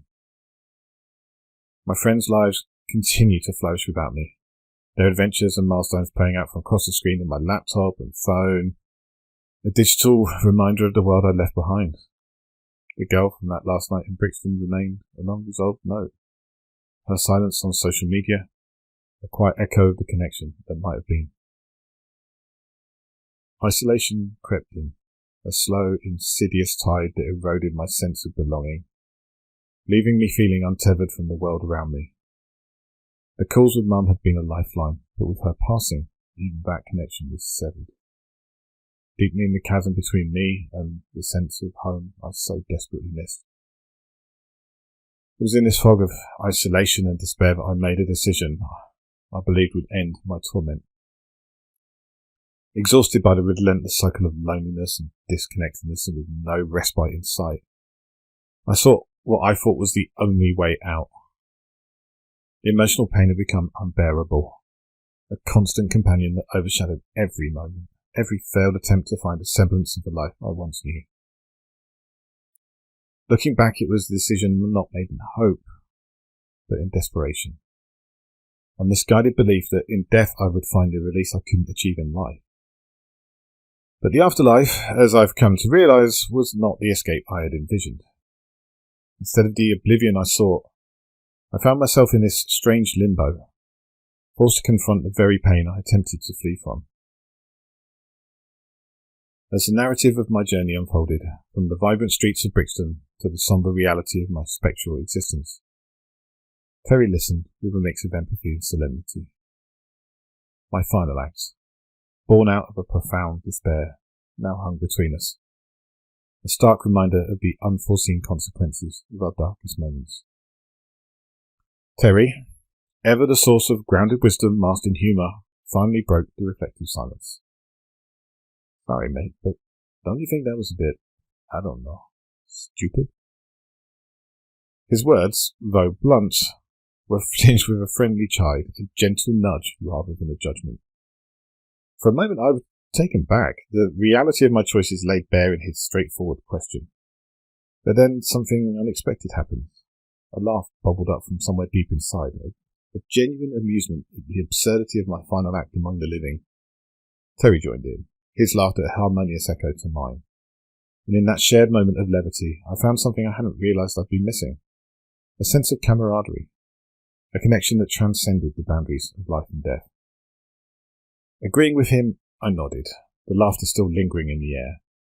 Yeah, in hindsight, it was pretty daft, I admitted, the words lighter than I would have expected. Terry's friendly admonishment and the laughter that followed served as a bridge, a way to move forward from the weight of regret and what-ifs. It was a reminder that, even in the afterlife, there was room for friendship, for laughter, and for the kind of understanding that only comes when someone sees you, all of you, and stands by your side regardless. As the bus pulled into its next stop, the early light of dawn casting a soft glow outside, I felt a shift, a subtle easing of the burden I'd carried since that fateful decision. With Terry I had found not just a companion on this unlikely journey, but a friend who reminded me that sometimes the most human thing we can do is laugh at ourselves, learn, and look ahead to whatever comes next. Chapter 14. Into the Great Wide Open. The hum of the bus engine melded with the occasional murmur of conversations, creating a soundtrack to the passing landscapes. As we neared Kingston, Terry's demeanour shifted. He began to hum a tune, one that seemed too upbeat for our mundane surroundings. I watched him, curiosity piqued by this sudden change. Got a favourite song stuck in your head? I asked, trying to make sense of his cheerfulness. Terry grinned, his eyes twinkling with a mischief I'd come to recognise. Oh, you could say that. It's more about where we're headed than the tune itself, he replied, his gaze drifting back to the windows as signs for Kingston became more frequent. I followed his gaze, noting the Kingston signs with growing confusion. I thought we were headed to New York, not stopping here, I said, the pieces not quite fitting together in my mind. That's the beauty of not being bound by a schedule, my friend. We're making a little detour, Terry announced, standing up as the bus signalled its approach to a stop. A detour? I echoed, my voice laced with surprise and a hint of concern. What's in Kingston that's got you all excited? You'll see, was all he offered, accompanied by a wink that did nothing to quell my burgeoning curiosity and slight apprehension. As the bus rolled to a stop, Terry was already up and making his way to the exit, a spring in his step that belied his usual calm demeanour. I hurried to catch up, following him in a rush off the bus, still trying to piece together his plan. Once off the bus, the cool air of Kingston greeted us, a sharp contrast to the bus's stale atmosphere. So, why are we here? I pressed, seeking clarity. Terry simply set off at a brisk pace, prompting me to quicken my step to keep up. Trust me, it's going to be worth it, he called over his shoulder, his tone brimming with confidence and a hint of secrecy. As we moved further from the bus stop, Terry's energy was infectious, even as my mind raced with questions. His ability to embrace the moment, to find adventure in the unexpected, was something I admired, even if it left me slightly disoriented. This detour, whatever it entailed, was another chapter in our unconventional journey, one that promised new insights into my enigmatic companion. Terry set a brisk pace that left me slightly winded, trying to keep up. There was a surprising spring in his step, as if his first and last heart attack hadn't slowed him down, but instead added a new gear never before seen. Catching my breath, I couldn't help but tease him. For someone who's had a heart attack, you're moving like it was just a minor inconvenience. What's the secret, Terry? You trying to outrun your own shadow? He laughed, not missing a beat. Bad little episode? Just a gentle reminder to keep moving, nothing more. Plus, I can't have you thinking you're keeping up with me just because of a technicality. Age and experience, my friend, they come with their own set of perks.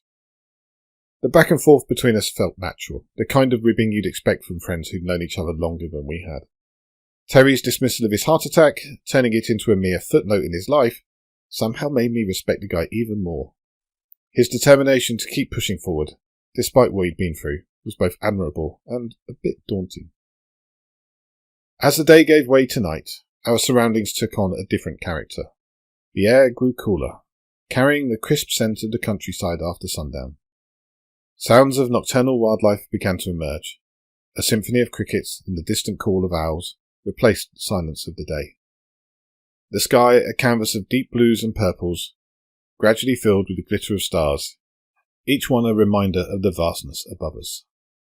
Terry, ever the night owl, seemed to come alive with the setting sun. With a reflective glance towards the starlit sky, he shared, You know, there is a certain magic to the night that the day just can't match.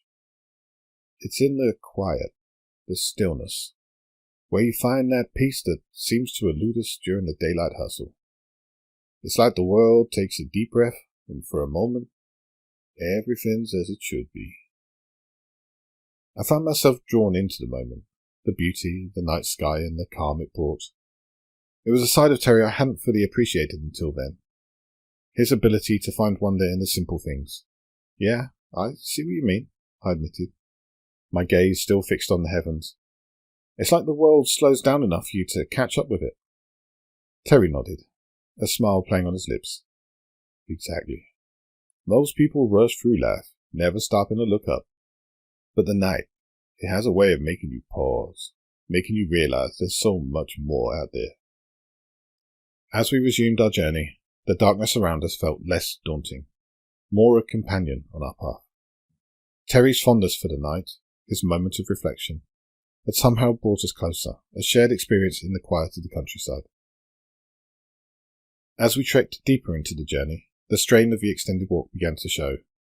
The landscape around us, a tapestry of changing colours and textures, offered a distraction from the physical exertion. Terry, with his seemingly endless energy, pushed us forward with stories from his past, each tale more fascinating than the last. His life, a mix of adventure and misadventure, unfolded with each step we took. Our conversations delved into the realms of dreams deferred, paths not taken, and the philosophical musings that come with the territory of being, well, no longer among the living. It was during these moments, punctuated by shared laughter and the occasional pause to catch what breath we could, that I found a deeper connection with Terry.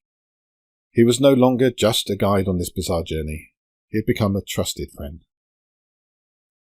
The humour we found in our situation acted as a balm, easing the weariness of our bodies and the uncertainty of our path. Terry's quips about his heart attack. A heart attack thought it could take me out of the race, but here I am, giving these youngsters a run for their money, reminded me of the resilience and spirit that defined him. It was this resilience that seemed to propel him forward, an invisible journey that matched the vigour of his personality. As day bled into night, and then back into day, the beauty of our surroundings took on a new dimension. The early morning light filtering through the trees, the dew on the grass, and the silence that enveloped us was almost sacred. It was in these moments, amidst the beauty of a world waking up, that we found a semblance of peace. As dusk turned to nightfall on our seemingly endless trek, Terry suddenly veered off the main path, guiding us up a neglected driveway. What lay ahead was a vision of faded elegance and whispered histories. The Adler Hotel. A grand structure that now sagged under the weight of time and neglect. Its once manicured grounds, now a wild tapestry of overgrowth, hinted at lost grandeur. A silent testament to nature's reclaiming hand.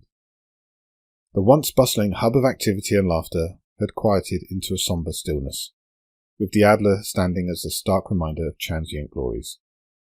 It was as if each crack in the paint, each vine creeping through the brickwork, told a story of days filled with sunshine and nights aglow with festivity, now just echoes in the corridors of time. Terry paused, a mix of reverence and mischief in his eyes, as he gestured towards a dilapidated yet dignified facade. "Behold," he announced, with a flourish that seemed to borrow from the theatrical, "our next adventure." Despite the building's obvious decline, there was an undeniable allure to it, a pull towards the mysteries it housed, veiled in the shadows of its past. The Adler's imposing entrance, with doors that seemed to hesitate on the hinges, invited us into its embrace. A challenge whispered on the wind. It was a moment suspended between the thrill of discovery and the reverence for what was, a bridge between the past grandeur and the present's curiosity. As we stood before the hotel, the weight of its history pressed against us, a tangible reminder of all that had transpired within its walls. The Adler, in its majestic ruin, was not just a place, but a portal to untold stories, waiting for us to uncover them. Terry's presentation of the hotel, dramatic and tinged with humour, perfectly encapsulated our journey's essence, a quest for meaning amidst the remnants of what was once magnificent. This was more than a detour. It was a step into a narrative woven from the threads of countless lives and memories, a chance to explore the depth of our own existence through the lens of the Adler's storied past. As we crossed the threshold, the adventure that awaited us promised not just a physical exploration, but an introspective journey through the echoes of time, where every hallway and silent room held the potential to reveal secrets long buried under the dust of ages. Chapter 15. But You Can Never Leave. Terry led the way with a confident stride, approaching the Adler Hotel's front door, which was visibly chained up and locked, suggesting years of neglect. The sight raised a question mark in my mind, but Terry, undeterred, reached for the handle. With a theatrical tug, a second door, a gentle whisper of the first, swung open, as if the physical barriers of the world no longer applied to us. "After you," Terry said with a wink that suggested we were about to step into a world unlike any I'd imagined. Deciding that my friend and travelling companion wasn't setting me up for a fall, I stepped through the doorway and felt like I'd crossed into a parallel universe. The lobby of the Adler Hotel unfolded before us, alive with the echoes of its past grandeur. Light bathed the space, a piano played somewhere in the background, and the air was filled with the buzz of conversations and laughter. It was a shocking contrast to the silent, decaying exterior. "Well, this is unexpected," I mused, taking in the vibrant scene. "It's got more buzz than any room I've ever been in, and we're all bloody dead." Terry's explanation came as I absorbed the lively scene around us. "This is like the diner. It has its own echo, its own soul. The decay outside, it doesn't touch this place. Here, the nudge doesn't compel us to go elsewhere. It's a haven for spirits." The hotel, with its staff and guests moving about, felt like a sanctuary where the rules of the spectral world were rewritten. "This place reminds me of somewhere I saw in the movies," I said. "The Grand Budapest Hotel," chimed in Terry, a twinkle in his eye betraying his amusement at the comparison. I stopped in my tracks, a chuckle escaping me despite the surreal surroundings. "Hold on, Terry. That film came out long after you'd, moved on. How are you keeping up with films in the afterlife? Terry chuckled, his eyes glinting with a mix of mischief and insight. Oh, the things you overhear around here. It's like our own little soap opera. The afterlife's full of surprises. Between the constant influx of movie buffs and the endless chit-chat about the latest blockbusters, it's like we've got our own cinema club. Keeps things lively, that's for sure. You wouldn't believe the debates we've had over Best Picture winner. His answer, delivered with a casual ease, somehow made the Adler Hotel feel even more out of time. A place where the past and present mingled freely, and even a spirit from decades ago could stay up to date with the latest in pop culture. It was another piece of the puzzle that was Terry, adding depth to the enigma of my spectral guide. Checking in at the front desk, we were greeted by a portly man in a crisp uniform who seemed to have stepped out of another era. "Gentlemen, may I offer you rooms?" he asked, as if it were the most natural question in the world. Terry requested 2 adjoining rooms, and keys were handed over with a flourish. A bellboy, called to guide us to our rooms, gave us a nod, understanding immediately that we had no luggage to speak of. The hotel operated as if it were still in its heyday, a well-oiled machine attended by staff who had likely spent their lives here before passing on. Terry explained that many had been so committed to their roles here that they returned post-mortem. In fact, so many had returned that they were now forced to work in shifts. Eternal employment, then? I mused, my humour finding its way even here in the midst of luxury and timelessness. Our rooms, accessed via an old-fashioned elevator ride, were the epitome of luxury, untouched by time or decay. I found that if I focused too hard, I could see the illusion for what it was, the decay and the neglect. But why spoil the magic? "Seems we've lucked out in the afterlife accommodations department," I remarked to Terry, who chuckled in agreement. As we settled in, the comfort and opulence of the Adler Hotel enveloped me, vividly reminding me of the pleasures of life I thought were behind me. "Thank you, Terry," I said, sincerely grateful for this unexpected luxury. Who knew the afterlife came with room service?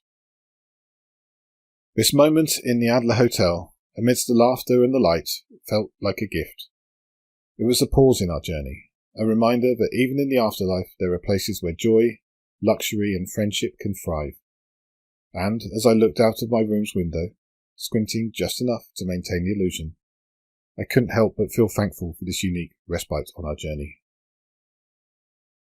This moment of tranquility in the Adler Hotel, this unexpected interlude in our spectral journey, offered a chance to ponder the day's revelations and the myriad encounters that had led me here.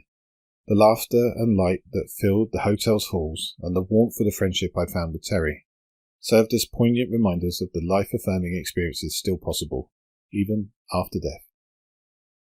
Retreating to the solitude of my room, the opulence around me felt both out of place and entirely fitting, a luxury I never expected to enjoy again. The bed, a centrepiece of this lavish room, called to me, a soft, inviting promise of rest I hadn't realised I'd yearned for. Despite the knowledge that sleep was no longer a necessity in my new existence, the familiar comfort of a bed's embrace was irresistible. Laying down, I stared at the ceiling, a masterpiece of craftsmanship from a bygone era, allowing the events of the day to replay in my mind. The vibrant atmosphere of the Adler, a stark contrast to the decay outside its walls, mirrored the complexities of my own journey from life into this spectral existence. It was here, in this hotel suspended in time, that I found a semblance of peace I hadn't known I was seeking. The gentle rustle of the luxurious sheets as I settled in reminded me of a life once lived, a life filled with the simple pleasures and comforts I'd taken for granted.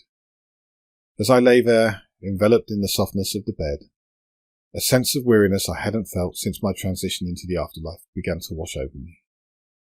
It was an odd sensation, this mimicry of fatigue, but it brought with it a comforting familiarity. In the silence of the room, with the faint sounds of the hotel's eternal guests in the distance, I found myself drifting. It wasn't sleep, not as I knew it, but a gentle drifting into a state of restful contemplation. Here, in the unexpected sanctuary of the Adler Hotel, I allowed myself to succumb to this imitation of sleep. a luxury I thought I'd lost along with my mortality. As the imagined weight of my eyelids became too heavy to resist, I surrendered to the experience, a smile tugging at the corners of my mouth. Perhaps in the afterlife there were still new experiences to be had, new comforts to discover, and, as I drifted off, it was with a heart lighter than it had been since my spectral journey began. Filled with gratitude for the unexpected moments of joy and connection that continued to define my existence.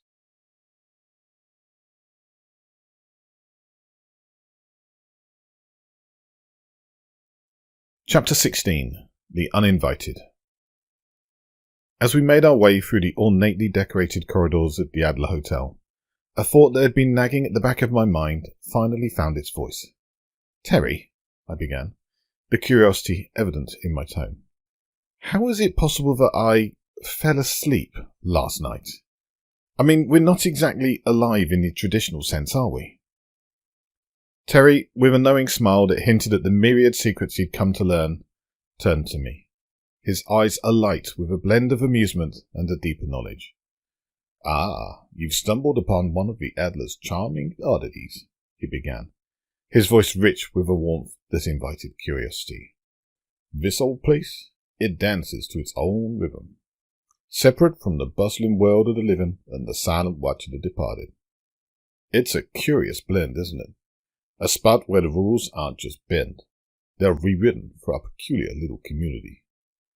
I frowned, my confusion deepening. But sleep?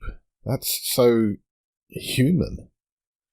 "Exactly," Terry nodded, leading us towards the plush, expansive lobby. "The Adler isn't just a way station for souls in limbo. It's a space where the echoes of our humanity can still resonate. Sleep, hunger, the joy of a good meal, or the warmth of sunlight on your face. These experiences are part of what makes this place unique." As we stepped into the grandeur of the lobby, Terry gestured expansively. "Take the restaurant and the bar, for example. You'd think we wouldn't need such things here, but they serve more than just a reminder of life. They're not necessities, strictly speaking, but they offer a semblance of normalcy, a touch of the lives we once knew." I mulled over his words, the oddity of the situation settling in. "So, this hotel, it's like a playground for the dead? An experiment in living without life?" "In a manner of speaking, yes," Terry replied, a wry smile playing on his lips. "The Adler Hotel blurs the lines between existence and non-existence. Here, the impossible becomes possible, and the boundaries of reality are merely suggestions." As we stepped into the buzzing atmosphere of the lobby, I couldn't help but feel a mixture of bewilderment and excitement.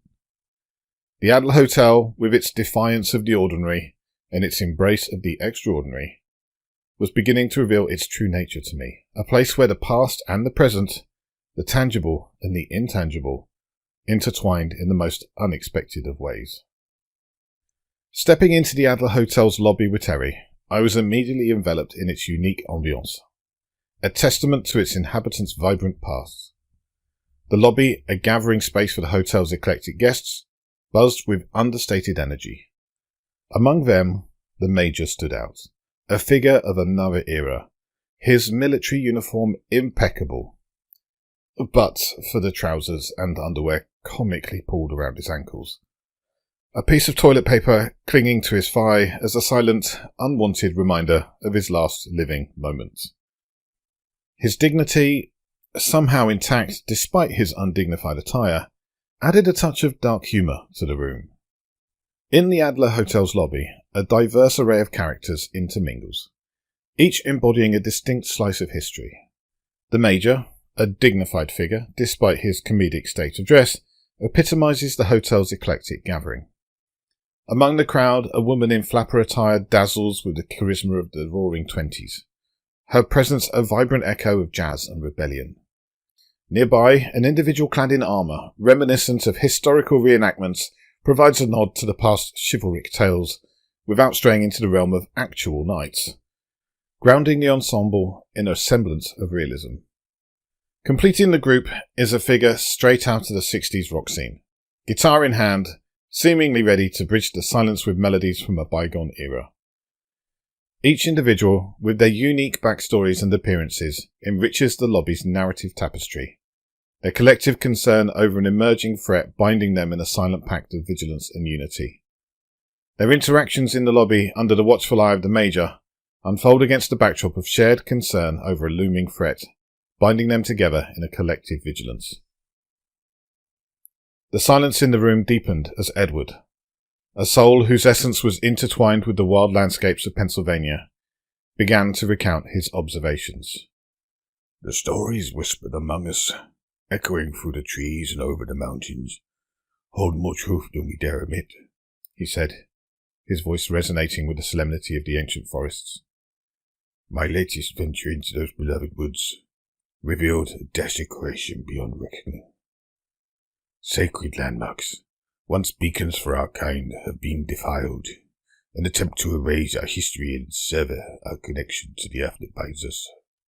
He paused, the sorrow in his gaze mirroring the loss of the natural world he once guarded. The spirits I met were scarce, a haunting emptiness where there once thrived a vibrant passage of souls. One evening, beneath a moon that seemed to turn its face away, I stumbled upon them.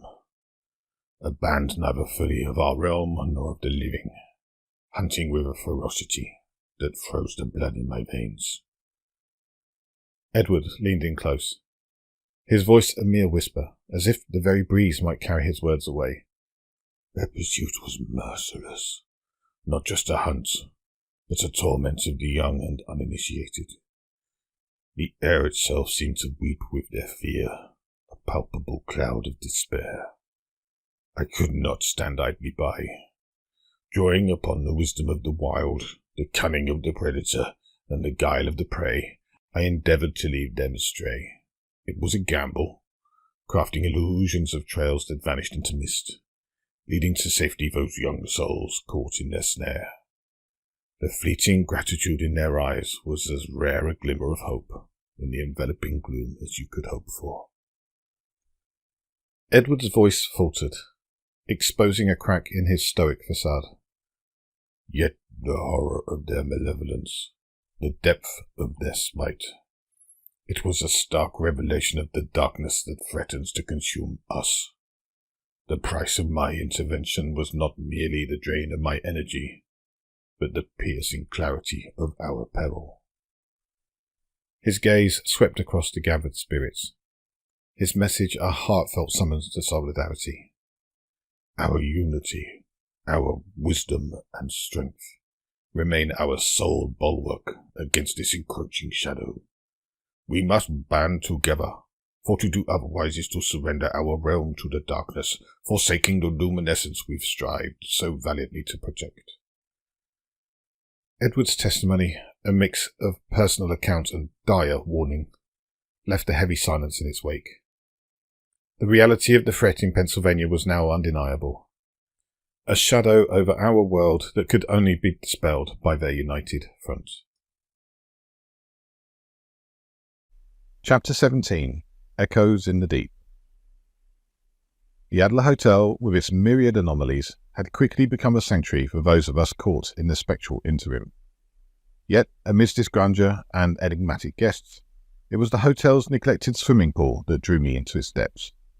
Unlike the lively gatherings and whispered stories that filled the halls, the pool offered a silence that was both eerie and comforting. I discovered it by chance, wandering the hotel's less frequented back corridors, where the air felt thicker and time seemed to hesitate. The pool room, hidden behind grand double doors that creaked with disuse, was a cavernous space bathed in the dim light filtering through stained glass windows.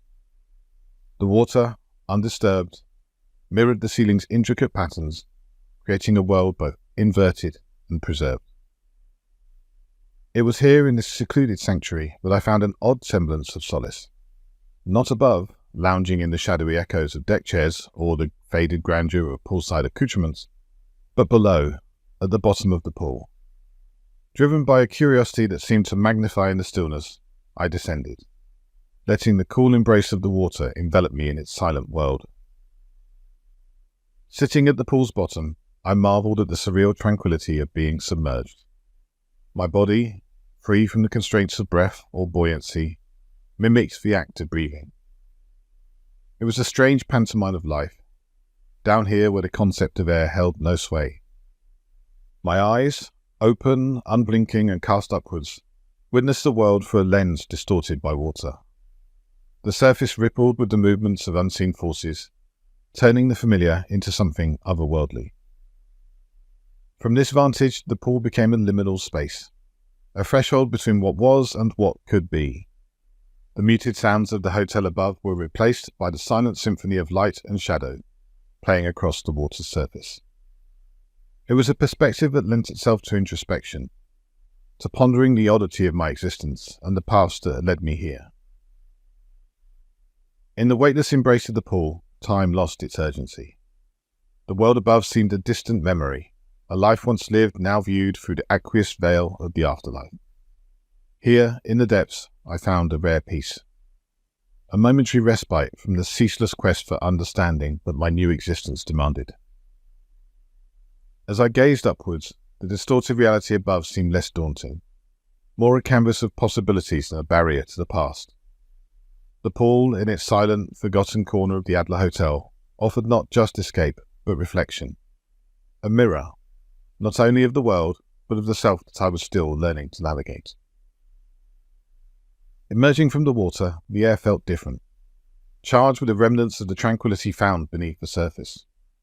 It was a reminder that even in the afterlife, moments of clarity and calm could be found in the most unexpected places. Emerging from the Adler's enigmatic pool, I felt an odd sensation, as if the water itself was hesitant to part from my spectral form. This brief, almost magnetic pull felt reminiscent of life's many attachments, a physical manifestation of the hotel's peculiar nature, where even the elements seemed imbued with a ghostly consciousness.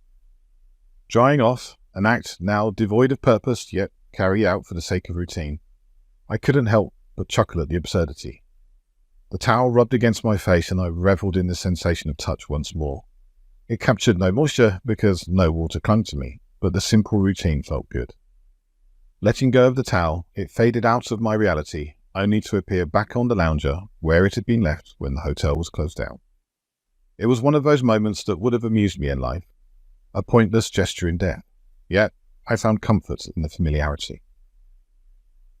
As I stepped into the Grand Lounge, the air was charged with the murmur of timeless conversations, wrapped in the embrace of walls that whispered tales of centuries past.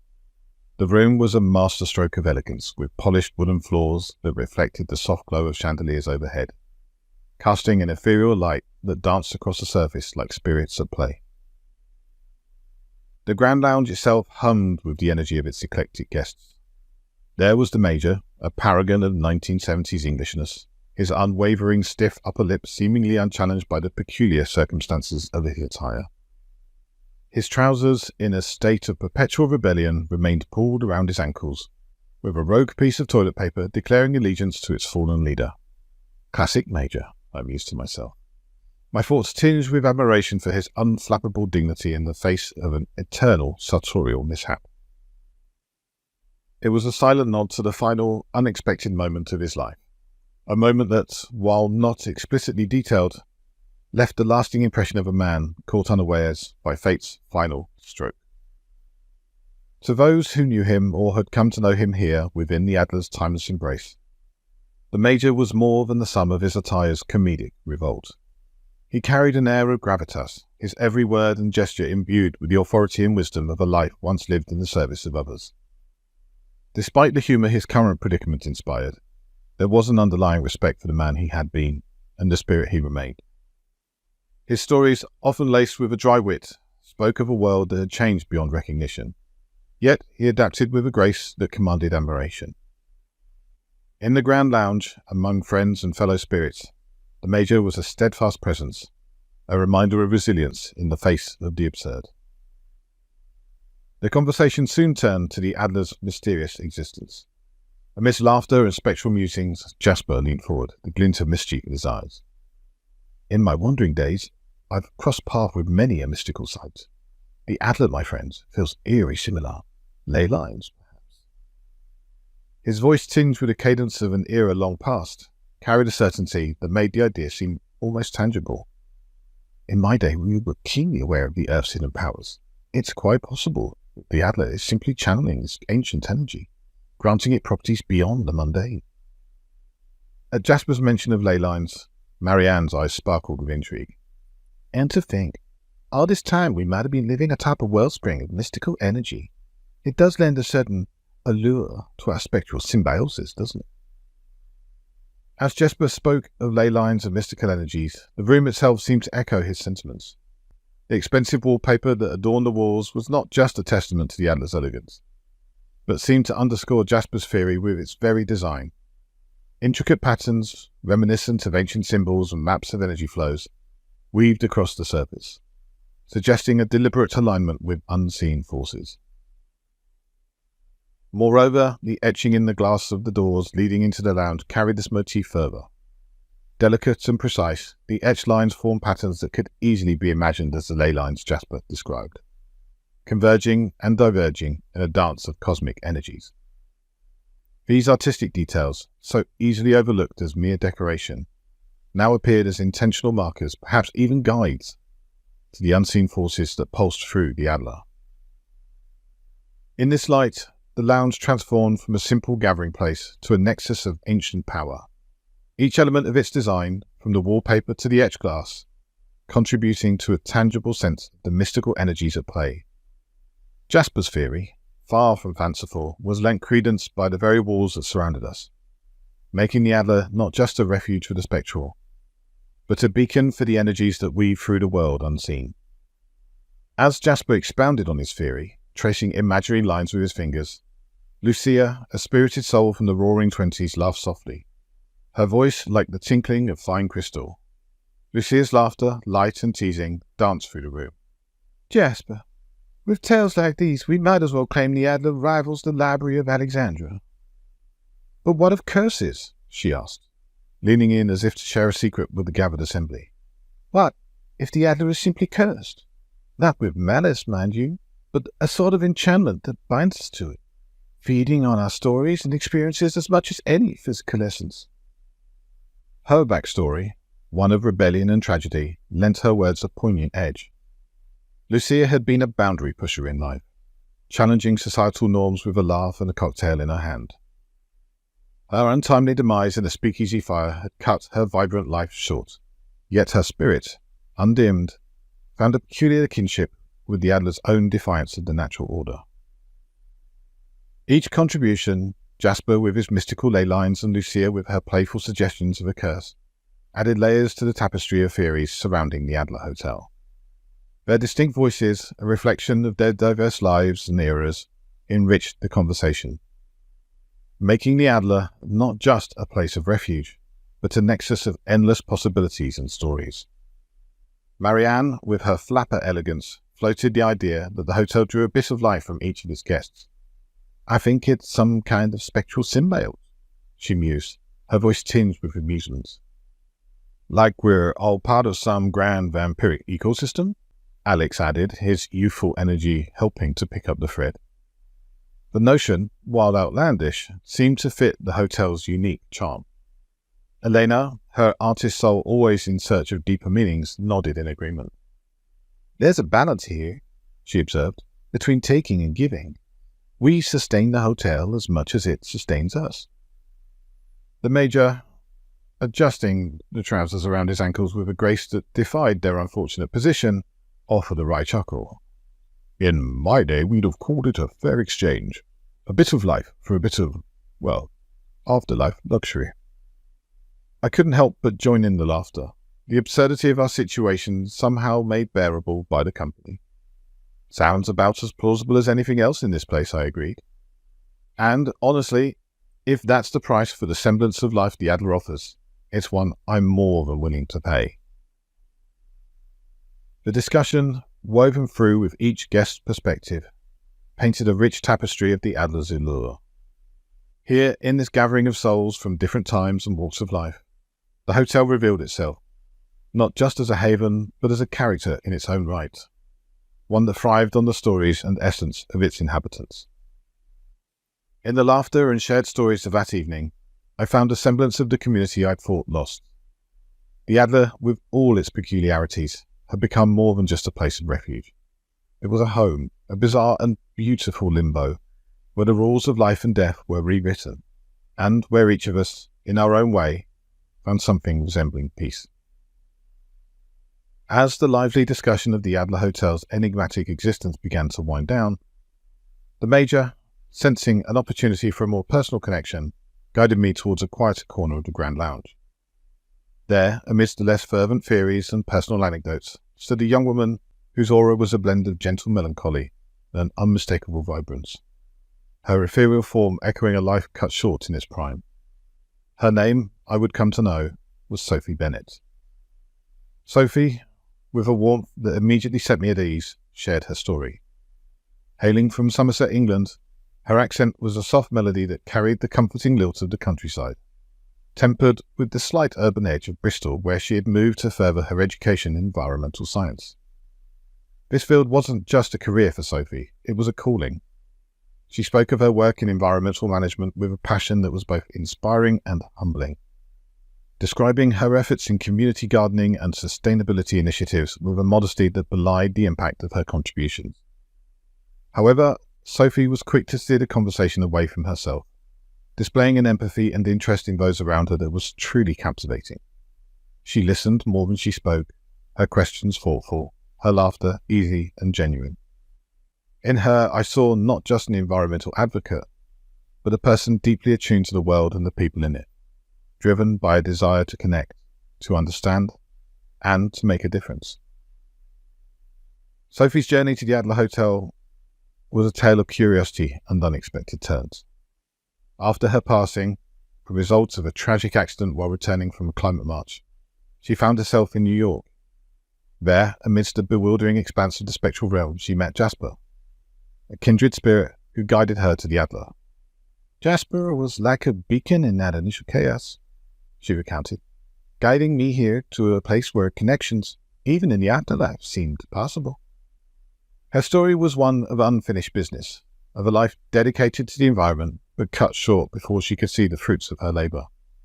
Yet, in death, as in life, Sophie remained focused on the future, on the possibilities that lay ahead. There's so much more to learn, to explore, she mused, even here, among the shadows. As our conversation unfolded, Sophie's humour, her boldness and her drive shone through. She was not defined by her work in environmental management, but rather enriched by it. Her character a complex tapestry of dedication, joy, empathy, and an unyielding optimism. In her I found not just a new acquaintance, but a reflection of what it means to live fully, to embrace every moment with both hands and to face the unknown with a smile. Sophie Bennett, with her captivating blend of strength, kindness, and spirited laughter, was a reminder of the indomitable human spirit. Her presence at the Adler Hotel, much like that of all its guests, was a testament to the journeys that shape us, the connections that define us, and the enduring hope that drives us forward, even in the face of the great unknown. In the Adler Hotel, a place where the ordinary rules of existence no longer apply, I found myself contemplating the peculiar state of the Major's attire.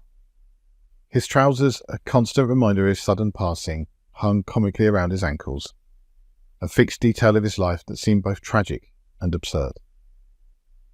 As I observed the Major, a thought crossed my mind, light and impulsive. The Adler allowed us to defy so many rules. Would it permit another small act of defiance? With a curiosity that had become all too familiar in this peculiar existence of mine, I reached out towards the Major's trousers. In this strange afterlife, my expectations had long been set. My hands would touch the fabric, but would not yield to me in any way. Yet, the Adler Hotel had already proven itself a place of exceptions, and it seemed poised to do so again. To my astonishment, the fabric didn't just yield, it moved smoothly, complying with the intent behind my touch. I tugged at the trousers, pulling them up with an ease that defied my ghostly form's usual impotence. As the trousers cinched around the Major's waist, I found myself chuckling at the absurdity and the novelty of it all. Here I was, a spectre in the Adler Hotel, altering another ghost's attire as if I were a tailor from beyond the grave. The Major, ever the dignified figure, now looked the part once more, his trousers neatly belted as if ready for inspection. This moment, trivial as it might seem, marked a revelation in our understanding of the spectral realm's rules, or perhaps the Adler's unique influence over them. Clothing, it appeared, was not immune to our touch here, contrary to what we had all assumed. The Adler, with its mysterious force, had bestowed upon us a new realm of possibilities, bending the ghostly rules we thought immutable. With a renewed sense of curiosity and a dash of mischief, I wondered what other norms could be challenged within these haunted halls. The Adler Hotel, it seemed, was full of surprises, and I, for one, was eager to explore them all. The Major, caught off guard by this unexpected turn of events, looked down at his now properly fastened trousers, and then up at me. His expression a mixture of astonishment and gratitude. "Well, I'll be," he exclaimed, a chuckle escaping his lips. "I had resigned myself to an eternity of embarrassment. Your kindness, TP, means more than you might realize."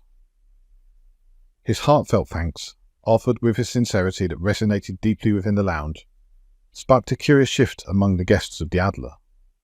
Word of our small defiance against the spectral norm spread, inspiring others to experiment with their own attire, discovering that they, too, could offer each minor adjustments. A straightening here, a tidying there.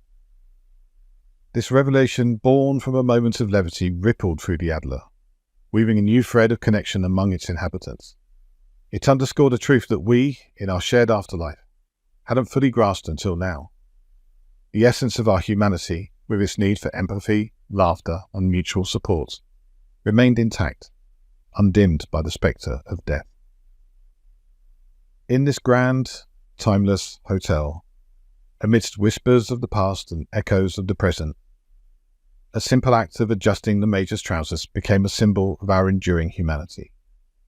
It was a reminder that even here, in this space between worlds, we could still touch each other's lives, however fleetingly, with gestures of kindness and small acts of rebellion against the spectral fate that bound us.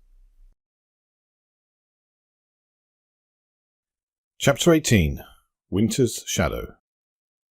As winter descended upon the world outside, the Adler Hotel became our refuge from the encroaching cold. The once vibrant hues of autumn that framed the hotel's grand exterior were now blanketed in a pristine layer of snow, transforming the landscape into a scene of quiet, untouched beauty. Terry and I, along with the other spectral residents, found ourselves drawn inward, not by necessity, but by a desire to uncover the further mysteries and comforts our unique haven offered.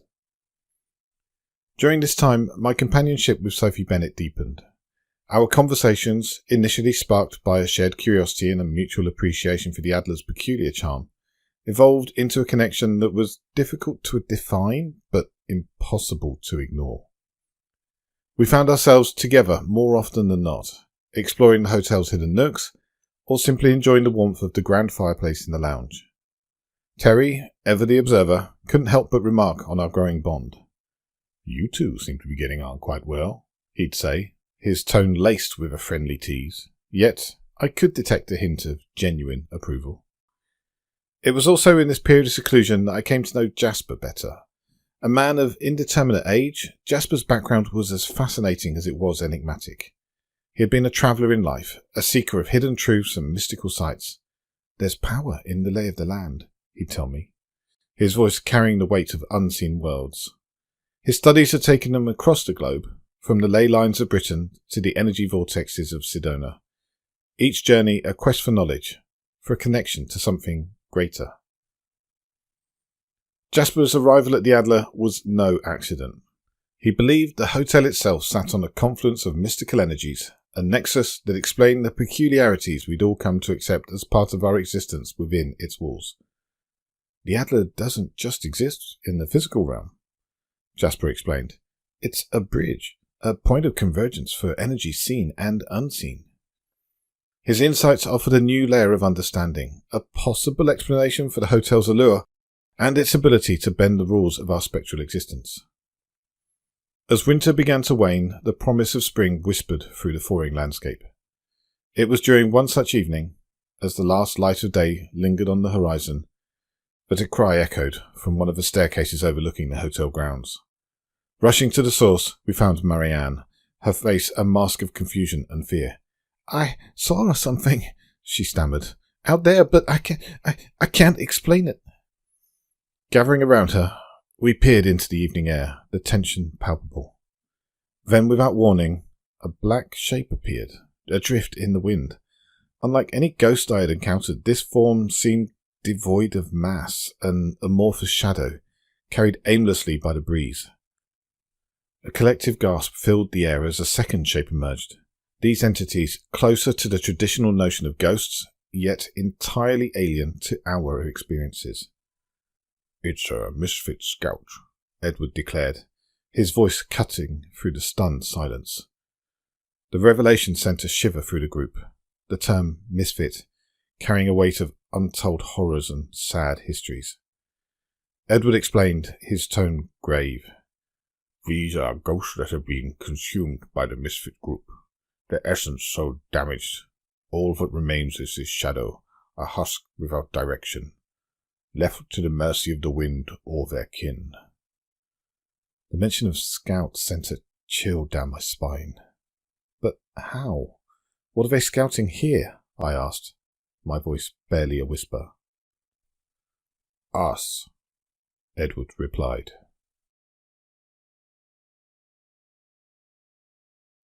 Chapter 19. Go Your Own Way.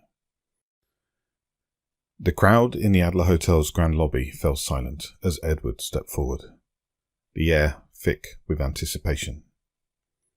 His voice, steady yet laden with urgency, cut through the tension. "The misfit scouts outside signal an imminent attack.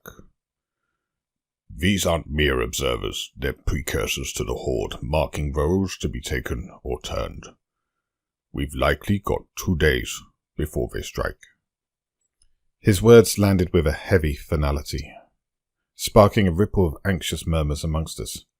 "Fight or flee," Edward stated, simply encapsulating the grim choice before us. The lobby, once a place of refuge and laughter, now mirrored our collective dread. The thought of leaving the Adler felt like abandoning a part of ourselves, yet standing against the misfit horde seemed akin to courting disaster. "I wish it were different, but facing them directly, I fear it's a battle we cannot win," Edward concluded, his gaze somber. In ensuing silence, our options weighed heavily on us. Jasper voiced a sentiment that lingered in the back of our minds. Leaving might be our only chance.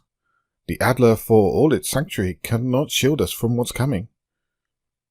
Marianne's counter was impassioned, reflecting her deep connection to the hotel. "But this place is modern walls and windows. To leave without a fight, does it not feel like betrayal?" Her words struck a chord, highlighting the dilemma of defending a haven that offered us solace against the encroaching darkness. It was Sophie's quiet resolve that tipped the scales. "The risk of staying, it's too great.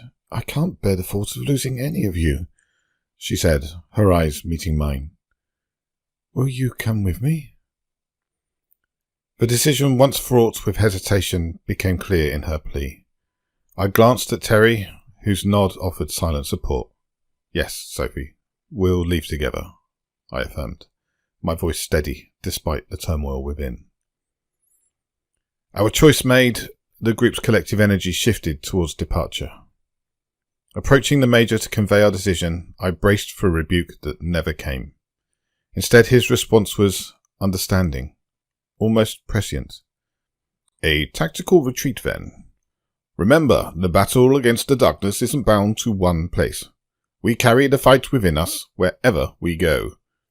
His words, offering a sliver of hope amid uncertainty, underscored the decision's weight. Edward, alongside the Major, promised to make a stand, ensuring our departure wasn't in vain. As we prepared to step into the unknown, a final glance back at the Adler Hotel etched its memory in my heart.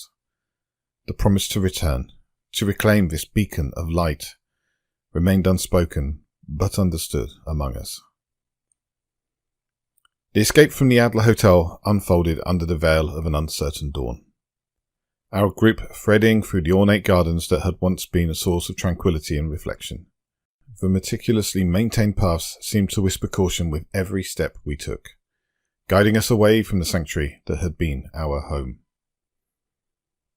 As we navigated the labyrinth of hedges and statues, a collective tension hung in the air, each of us keenly aware of the dangers that lurked just beyond the hotel's protective embrace. The gardens, a masterpiece of landscape and architecture, now served as our route to freedom, their beauty a stark contrast to the urgency of our flight. At one point, the silhouette of misfits gathered at the edge of the property sent us into a frozen pause. The realization that we were perilously close to being discovered casting a shadow over our resolve. In this moment of suspended action, Marianne paused, torn. "I can't leave it behind. Not when it stood for us when nothing else would," she whispered fiercely to me.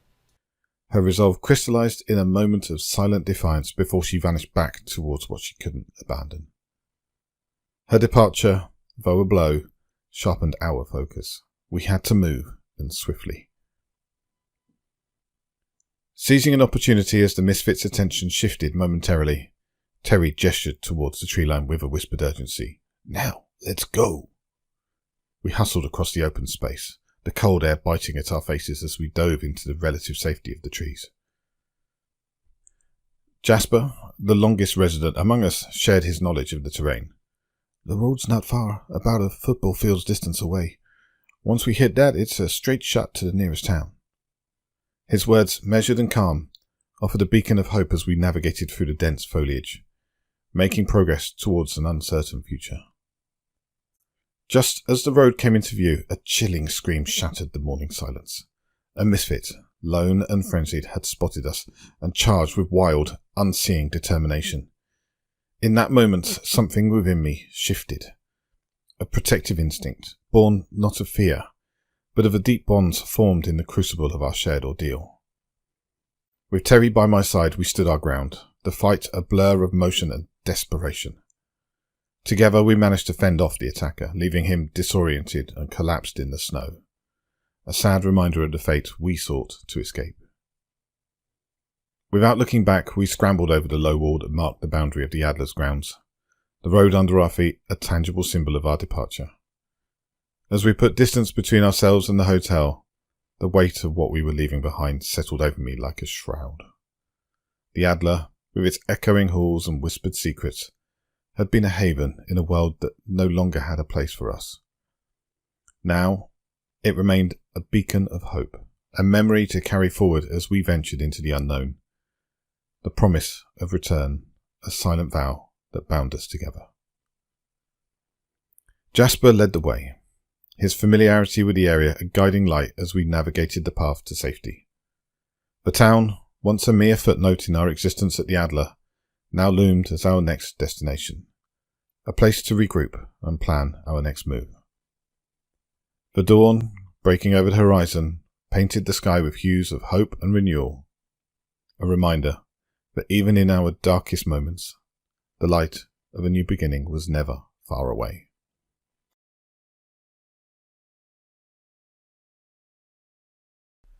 Chapter 20. Bridge over Troubled Water. As the bus journeyed from Monticello towards New York, a heavy silence enveloped our group, each of us lost in our own thoughts and reflections. The tension of our escape from the Adler Hotel and the subsequent flight through the early morning had left a palpable sense of weariness in its wake. Yet, as the iconic skyline of New York began to emerge, cutting a striking silhouette against the morning sky, a collective sense of anticipation stirred within us. As New York approached, Jasper, who had been a guiding spirit through our odyssey, began to share his reflections. It felt both a closing chapter for him and an opening to an undefined new beginning. New York. This is where my journey ends, or perhaps begins anew, he mused aloud, his voice tinged with a mixture of resignation and curiosity. His gaze was not just on the approaching city, but on a horizon that promised both an end and a continuation. I was here when Sophie's life took its unexpected turn, but I've felt the call since yesterday, a pull towards something final. His admission hung in the air, a poignant reminder of the uncertain path each of us faced in this spectral existence. I offered my company for this last leg of his journey, a gesture of solidarity in the face of the unknown. Jasper's response, a mixture of gratitude and apprehension, underscored the weight of the moment. "Is this our final stage?" he pondered, his gaze lost to the horizon of the city that sprawled before us. "Or is there something beyond this existence, another realm for our souls to explore?" Jasper's beliefs, deeply rooted in the mystic and the metaphysical, had always provided a unique lens through which he viewed our spectral journey. "In my studies and travels," he continued, "I've encountered countless theories and beliefs about the afterlife. Some speak of a cyclical nature, a continuous loop of life, death, and rebirth. Others talk of ascension, a transcendence to higher planes of existence, where the soul's journey continues in a more enlightened form." His thoughtful demeanor suggested a man who had spent countless hours contemplating the mysteries of the universe, never settling on a single truth, but rather embracing the multitude of possibilities. If we consider the world's myriad spiritual beliefs and occult teachings, we find common threads, themes of transformation, of shedding the physical constraints to achieve a purer, more ethereal form of existence. As Jasper spoke, his words painted a vivid tapestry of potential realities beyond our current understanding. Perhaps what awaits us is not an end, but a transition, a passage to a realm where the constraints of physical existence no longer bind us, a place where the soul's accumulated wisdom and experiences can flourish unencumbered. The possibility of such a journey, of stepping into the unknown with the hope of discovering a new stage of existence, seemed to provide Jasper with a sense of peace, a readiness to embrace whatever lay ahead. This might be our final stage in the sense that we understand it now, but it could also be the threshold to something far greater, an evolution of the soul's journey through the cosmos. His musings, deeply imbued with the philosophical and the mystical, offered not just comfort, but a sense of wonder about the mysteries that lay beyond the veil of our current existence. Jasper's perspective, shaped by a lifetime of inquiry and belief in the unseen, embodied the enduring quest for understanding that defines the human spirit, even in its spectral form. Our arrival at the Port Authority bus station was met with a renewed sense of purpose. Terry swiftly navigated us through the bustling crowds of the living, his leadership a steady hand in the chaos of our arrival. Once we found a quieter corner of the station, the practicalities of our next move came into sharp focus. Jasper's destination, Ward's Island Park, was a name unfamiliar to me, a place seemingly detached from the concrete and steel that framed our current surroundings. His request to travel overland, to take in the world outside one last time, was met with unanimous agreement. There was a sense of finality to his wish, a desire to embrace the tangible reality of the city before stepping into the unknown. Leaving the confines of the bus station, we stepped onto the streets of New York, the city of vibrant tapestry of life and motion. The journey from the Port Authority towards Island Park, though not long by the city standards, felt like a pilgrimage through the heart of a metropolis that had seen countless stories unfold within its bounds. Our path took us through the bustling avenues and crowded sidewalks, the hum of the city a constant backdrop to our silent procession. Jasper led the way, his familiarity with the city guiding us through shortcuts and side streets, each turn revealing a new facet of New York's sprawling landscape. The journey was a sensory overload, the sights and sounds of the city a stark contrast to the quietude of our recent experiences. The towering skyscrapers, the endless stream of taxis and pedestrians, and the kaleidoscope of storefronts and street vendors offered us a fleeting glimpse into the lives of those we passed, a reminder of the world we had left behind. As Ward's Island Park came into view, a sense of peace settled over our group. The park's green expanses and open skies are balm to the soul after the confines of our spectral existence. Jasper's pace slowed as we approached, his steps measured, as if each one carried the weight of the journey that had brought him here. The park, with its views of the East River and the distant city skyline, offered a moment of reflection, a chance to breathe in the world one last time before stepping into the unknown. Jasper's final destination, a place of endings and beginnings, awaited him. The next, maybe last, step of his journey, poised to unfold under the shadow of the Triborough Bridge. Upon our arrival at the park, the sight of an older woman standing alone by a rock, her presence both solitary and expectant, caught our collective gaze. "Do you think that's her?" I asked Jasper, the emotional weight of our entire journey converging on this singular moment. Jasper's response, laden with hope and a tinge of joy, was a whisper of longing. "I hope so. That's my wife." The reunion that followed was nothing short of magical. As Jasper rushed to embrace his wife, the air around them seemed to shimmer with an otherworldly light, a visual echo of their deep connection transcending the physical realm. Their hug, an emblem of reunion and reconciliation, was enveloped by an ethereal glow that seemed to rise from the very earth, symbolizing the enduring power of love and the bonds that persist beyond the veil of mortality. Jasper's parting words to us, a cautionary note laced with his characteristic insight, were his final gift. "Be careful in the subway. It's unpredictable," he called out, his voice carrying over the increasing brilliance of the light that surrounded him and his wife. The glow intensified, compelling us to shield our eyes from its blinding radiance, a physical manifestation of the transition they were undergoing. As the light began to wane, the reality of Jasper's departure settled in. Lowering our hands, we were met with the stark absence of Jasper and his wife, their presence replaced by a lingering warmth in the air, a silent affirmation of their journey's end, and the new beginning that awaited them beyond our comprehension.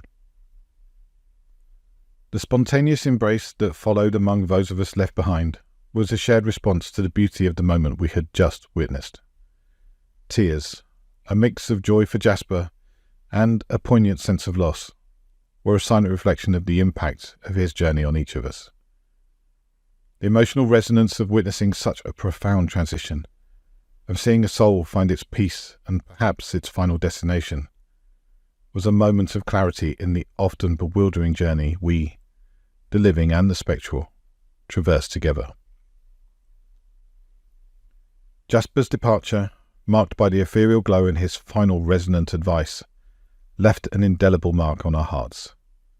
It was a reminder of the mysteries that lie in wait, of the paths we have yet to tread, and of the hope that guides us towards our own eventual horizons.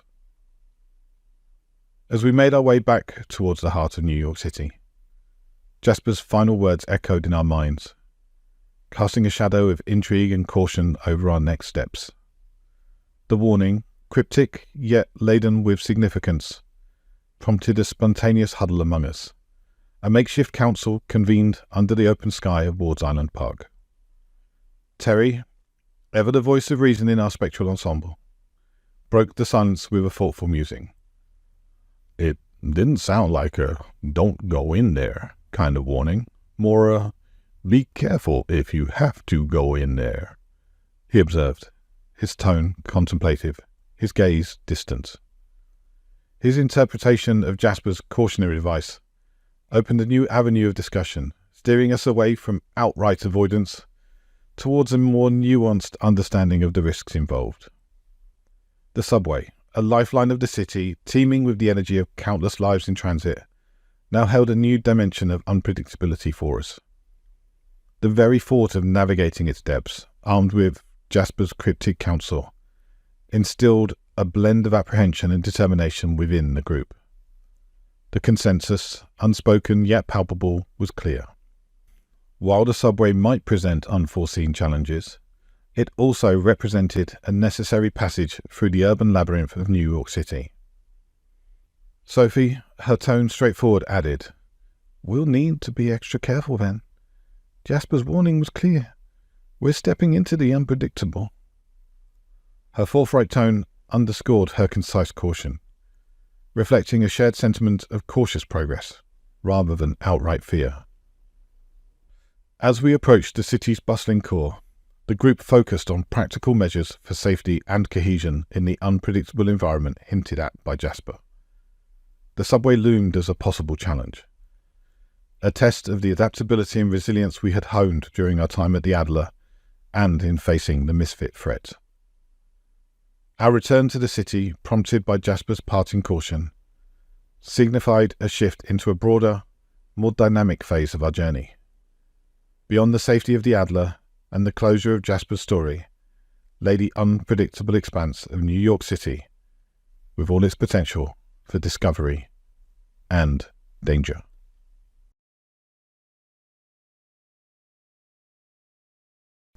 Hi everybody, this is Stuart Woodrow. Yep, that's me on the screen, the writer and reader of Beyond the Final Echo. I just wanted to take this moment to thank everybody for getting this far into the book. It's been a bit of a ride, this journey. This is a story that's been in my head for about a decade. I thought it was about time to finally get it out onto the page. And yeah, I'm really enjoying it. I hope you are too. Please let me know if you have any thoughts, anything you think that could be interesting. Where do you think the story should go? What do you think I should do with the characters? There's still space and time for things to change. All right, have a good one. Bye.